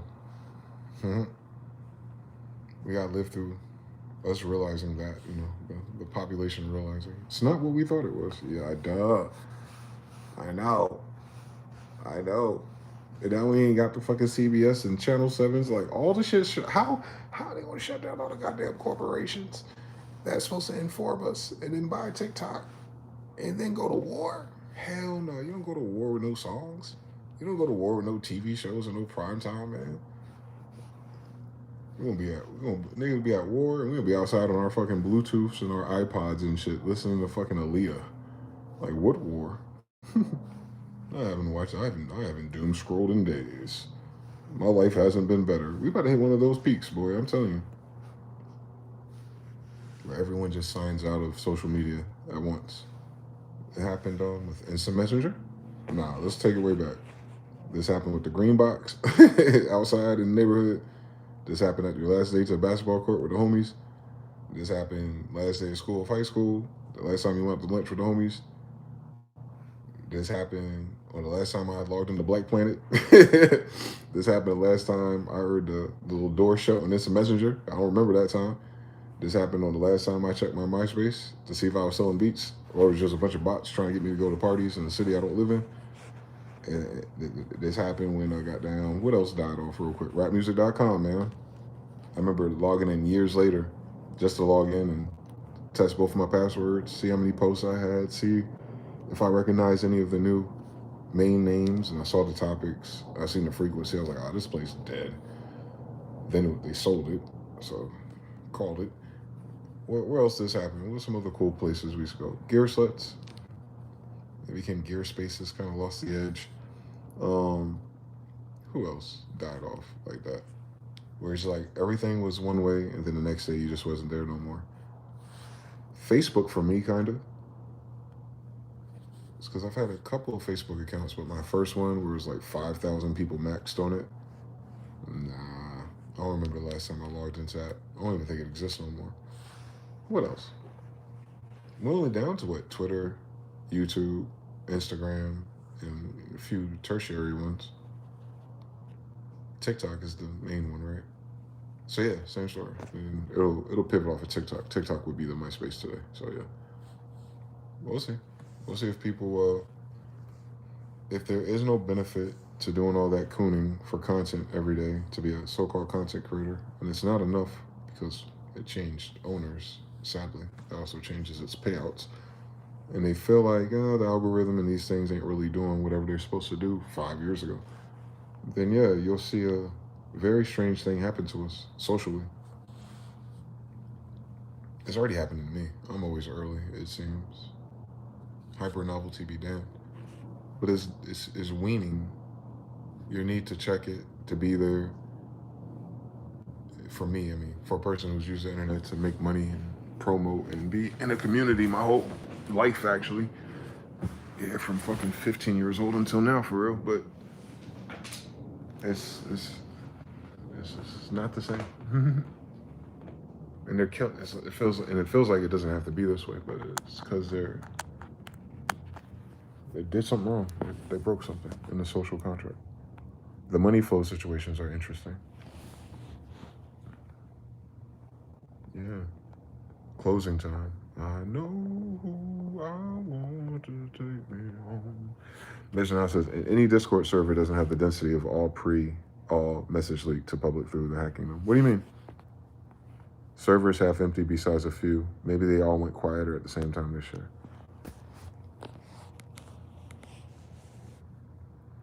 What is this? Life is Lifing Part 2? Discord edition? Yeah, because Discord got weird in, what was that, March? I remember like all day in the 3 a.m. we were getting like all the things and like 2 or 3 new people with Malachi just posting these things. And they just disappeared, just stopped. Remember that hacking team that leaked all the Discord private messages to an open AI? Yeah, I remember. Apple, every internet provider. Yeah. That cut, but what did that do? That stopped the active Discord servers. They're less active. So because they leaked that private data and people were doing unscrupulous things through Discord, that means that a large enough of the Discord community was unscrupulous persons. So they're avoiding Discord for that use. Now it seems like most of those rooms are kind of like, meh. Wow. Yep, that week every other Discord servers had way less activity. That week, that makes sense. They're unscrupulous individuals. But that's carried on since then, is what I'm saying. Like, it hasn't went back to that peak. That's crazy. Oh. That's bad news for the ratios of how many unscrupulous people exist in real life then too, by the way. Don't miss it. They're hiding on Discord. They're hiding in your grocery store too. So yeah, I can see it. And those people are not the flavor makers or the culture makers or the attention drivers either. So you couldn't keep just them and keep the internet alive. So the source of the energy of the internet media and things is dying, including the incentives, the money for those type of things. So they better be careful, man. It's one thing when you have they forsake the radio and the TV for the phone and streaming, and now the people are weaning off of streaming. So the phone is their last programming stronghold for mass awareness or mass influence, even though they have us on different algorithms. But if people lose interest in their phones in exchange for a different type of social or day-to-day, which I think is going to happen, I think people are going to get off the internet for some reason. I don't know why. Not completely, but like decentered from the internet, I should say. It might reflect more of the early 2000s, where you get on like after school and check out your favorite Dragon Ball Z website, print a picture, and then you go outside or play the video games. It might, yeah, I think that the social media part of it might decouple from daily life because it's not enough daily content actually. Not on my algorithms. I got 3 or 4 different ones I check, and it's just like, this is what people are on right now? Hell no. It's just the funny shit don't even be funny. It's such a weird phenomenon. But like I said, we got a war on top of that. Reprobate Discord private messages. TBFB13 says, happy birthday to Harut. Little Vamsky. He said, some scientists say an alien object is cruising through space, seemingly definitely from another system. The science consists that it's a comet, but I find it strange that they outed it in such a weird way. Well, they have to say comet based on definitions. They cannot claim something's extraterrestrial unless they can prove which territory it came from. Some type of military rule. That's all. Once you get beyond their language model, you start to see how they white lie. Mr. Now says, because even the streamer communities are lower activity besides the ones that have like 50 people or under 1,000. They're definitely hiding on Telegram. Yeah, the Telegram creator had some type of message about what the government's doing. They're doing something to Telegram soon too. It was weird. But yeah, you talking about Atlas 3i or 3i Atlas 13. Yeah, it's obviously something created. I don't believe how far away it is. Thus, the scale is wrong, but it's within our firmament, and it's huge, regardless. And it's up there, and I have one on video in my YouTube shorts. So yeah, those things are here. But that one is sending signals or pulses or Morse code, as they say. They always translate it to some stupid shit. We, human cousin, we come in peace. Shut the fuck up. Don't nobody from heaven come in peace. First of all, let's cut it out. This is not an ET movie. How they get an ET Morse code, a Morse code from it? Cut it out. It's something. It's something more advanced than they are. But the Bible already has that. Of course there's things more advanced than they are. They're not advanced. Once science can get past the fact that they're the product of a reset, colonization, Rockefeller agenda of limited science for profit, then they'll stop relying on, consensus. I didn't see no fucking meteorite. I seen a damn huge ass UFO above me blinking little red lights all over its body. It's not from this star system. Bitch, it was by this mountain. It was by this mountain. On Area 51, it was right there. On Nellis Air Force Base, over there. Nellis Air Force Base ain't scramble or nothing. Probably even fucking detected. I ain't waiting for no goddamn scientist to realize like there's some other shit here. We see that shit every week. We don't know what they want or what they're doing. But they seem to be minding their fucking business at the very least.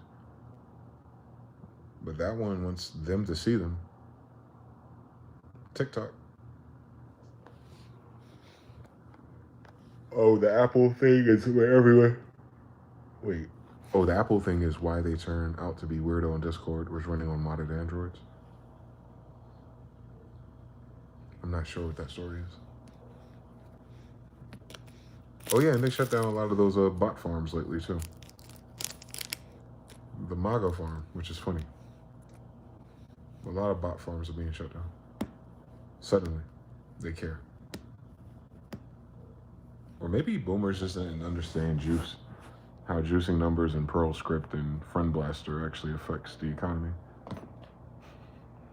They don't understand charts after record labels spent hundreds of thousands of dollars for years charting their artist singles to make people buy them in stores. Like, they don't understand the system really. Probably because they don't, because they're second generation to it. It's crazy how much, if you take system for granted, like if you inherit a role or position in the system, and you don't know how to recreate that system, you'll miss so many things. It's sad that they hire like that. They don't hire passionate people about the thing they're doing. But damn. But yeah, I think I'll get out of here early today. Hopefully you guys are enjoying your Saturday, no matter how heavy this Schumann resonance is.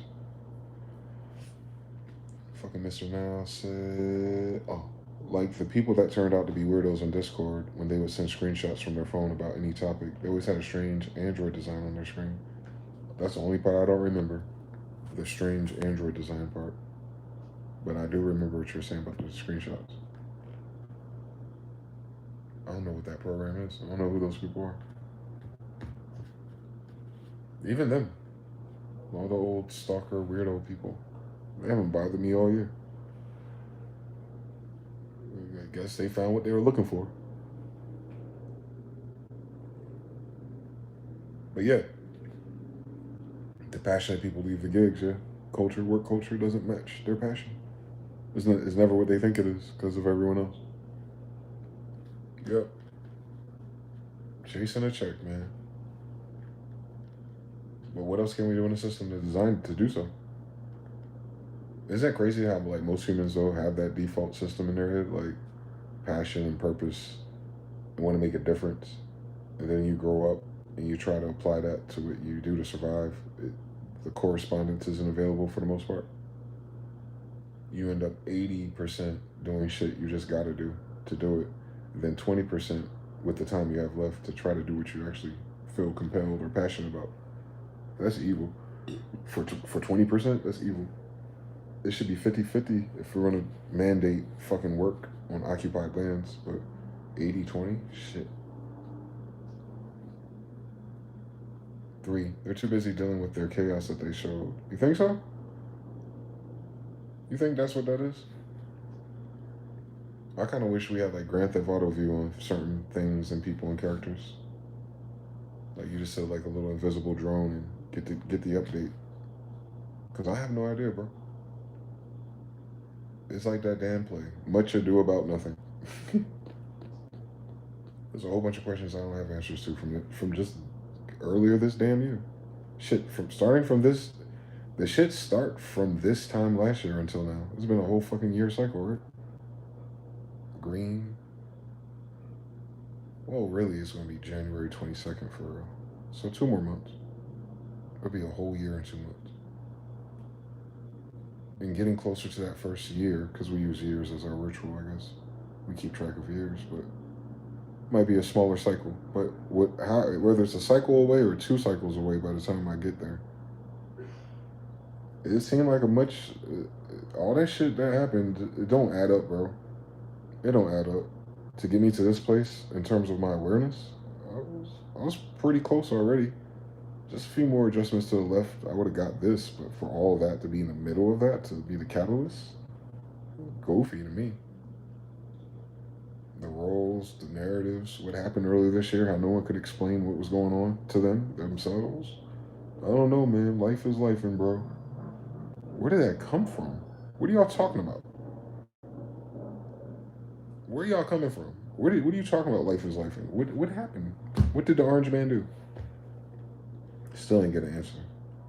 All those weird people DM me all kind of shit, telling me about their life stories.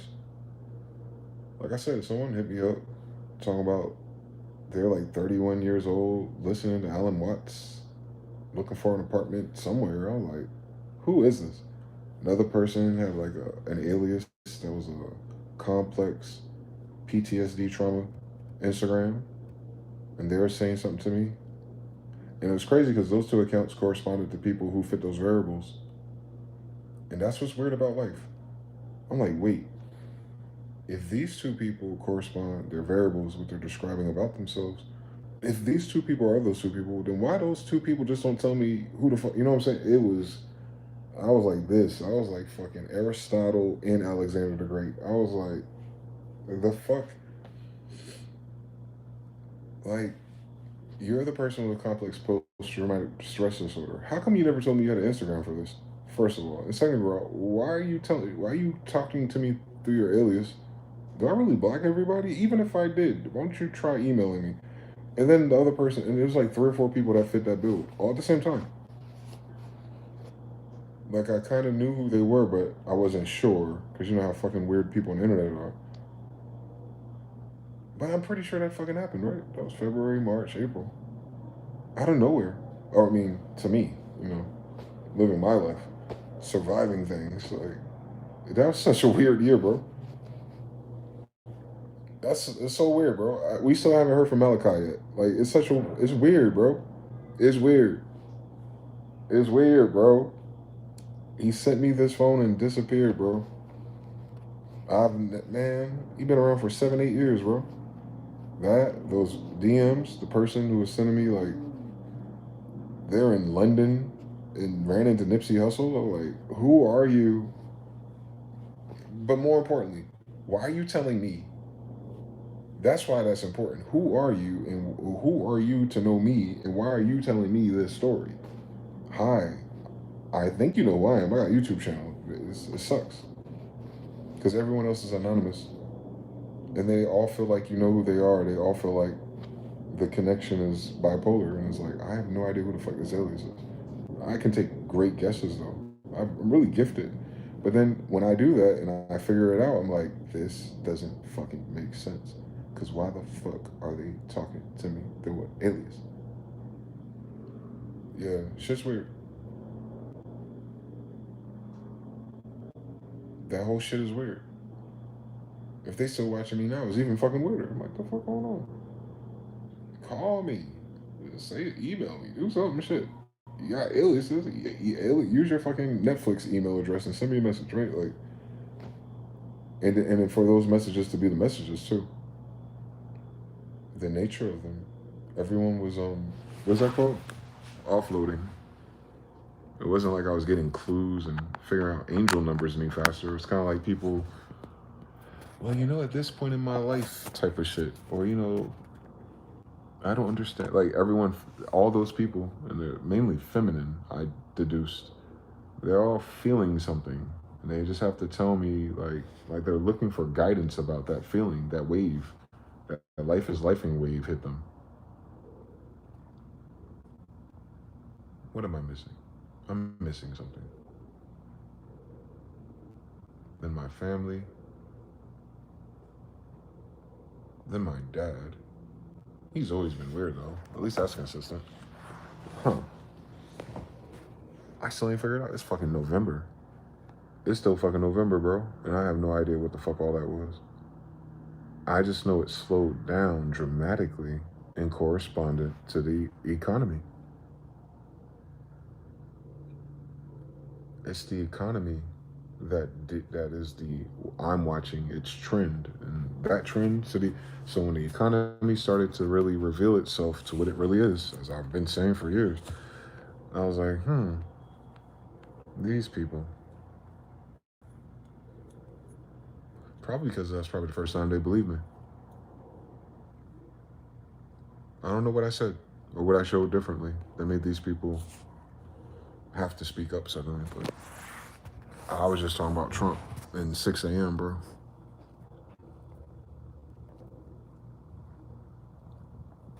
Most likely. Jonathan says, snakes and ladders. We got our ladders. They have their snakes. Oh, Lord. Mr. Now says, gotta make a new font called Sans January. Because Sans January, it's been a weird scroll.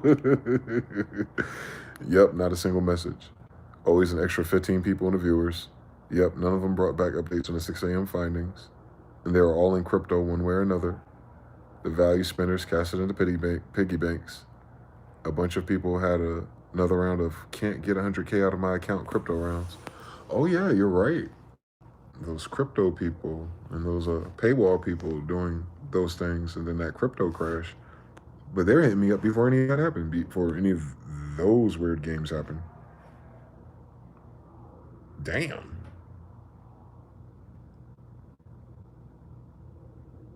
That is one thing a lot of them had in common. Crypto, the economy, same story. They probably didn't, kind of like Tragic, right? They didn't like my takes on crypto. Tragic never liked my takes on crypto. But they were kind of more like Tragic in energy towards money. Like they just wanted to believe it so that they can get out of the game early and easy. They wanted to be white people. I'm sorry, guys. I'm not a white guy. I'm not. I don't buy into their things. Where is he? That same month. The crypto in the temple. Yeah. Yeah, I don't look at it like everyone else does. I know it's fiat already. And I'm not talking about substitution in paper and stuff. I'm talking about it's fake because it's evil. It's fiat. It means they replace something real. That's the problem. Root issue here. But they didn't understand that because all they can see is benefits. Hopefully they can see clearer now, man. Shit, if it's you or one of you in 18, let me know. How's life been going lately? I don't fuck you want me to do. Crypto in the temple is crazy. That's a throwback. That's a throwback and a throw forward, man. Crypto in the temple is crazy. Crypto in the temple. God is good though. Fiat or another fiat, nah, domination. They are knowingly trying to upload their own spirit to 31 Atlas or something.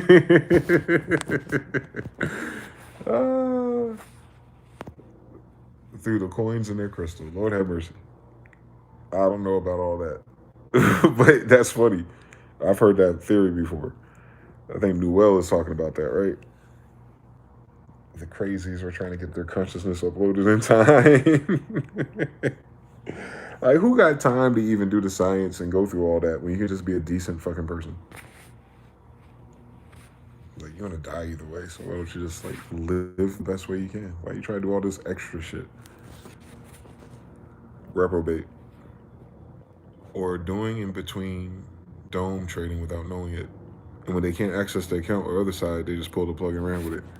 Yeah, that happens a lot with those crypto companies and third parties you gotta use when you sign up for all those little Ponzi's. The third party company will fucking go out on you. Been there, done that. Wrote a book about it. But yeah, they don't listen. They be forgetting how old I am and how old crypto is. Like I never tried or something.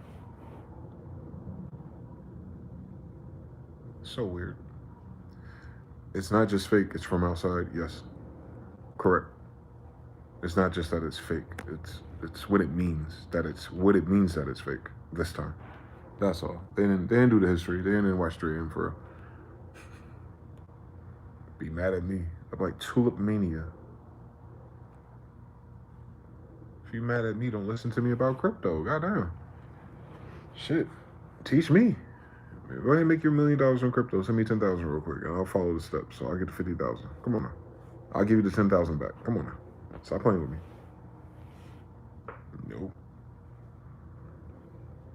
Well, if we can't do that, then there must be something going on weird on the mountains. But yeah, 6 o'clock on the dot on a Saturday, and it feels like midnight. So I'm gonna do something with my life for the last couple hours I have. And my damn shoulder keep bothering me. It's probably this. Like, your shoulder hurt because this is fucked up. But whatever. But yeah, man, cool to rendezvous with you guys on another Sabbath in the books. Sabbath is from Friday night to Saturday night, so we're done. Glory be to the Most High. Shout out to all my readers out there. Shout out to all the supporters, all the subscribers, all the people who've been here for this year, especially this year, and all the years prior, man.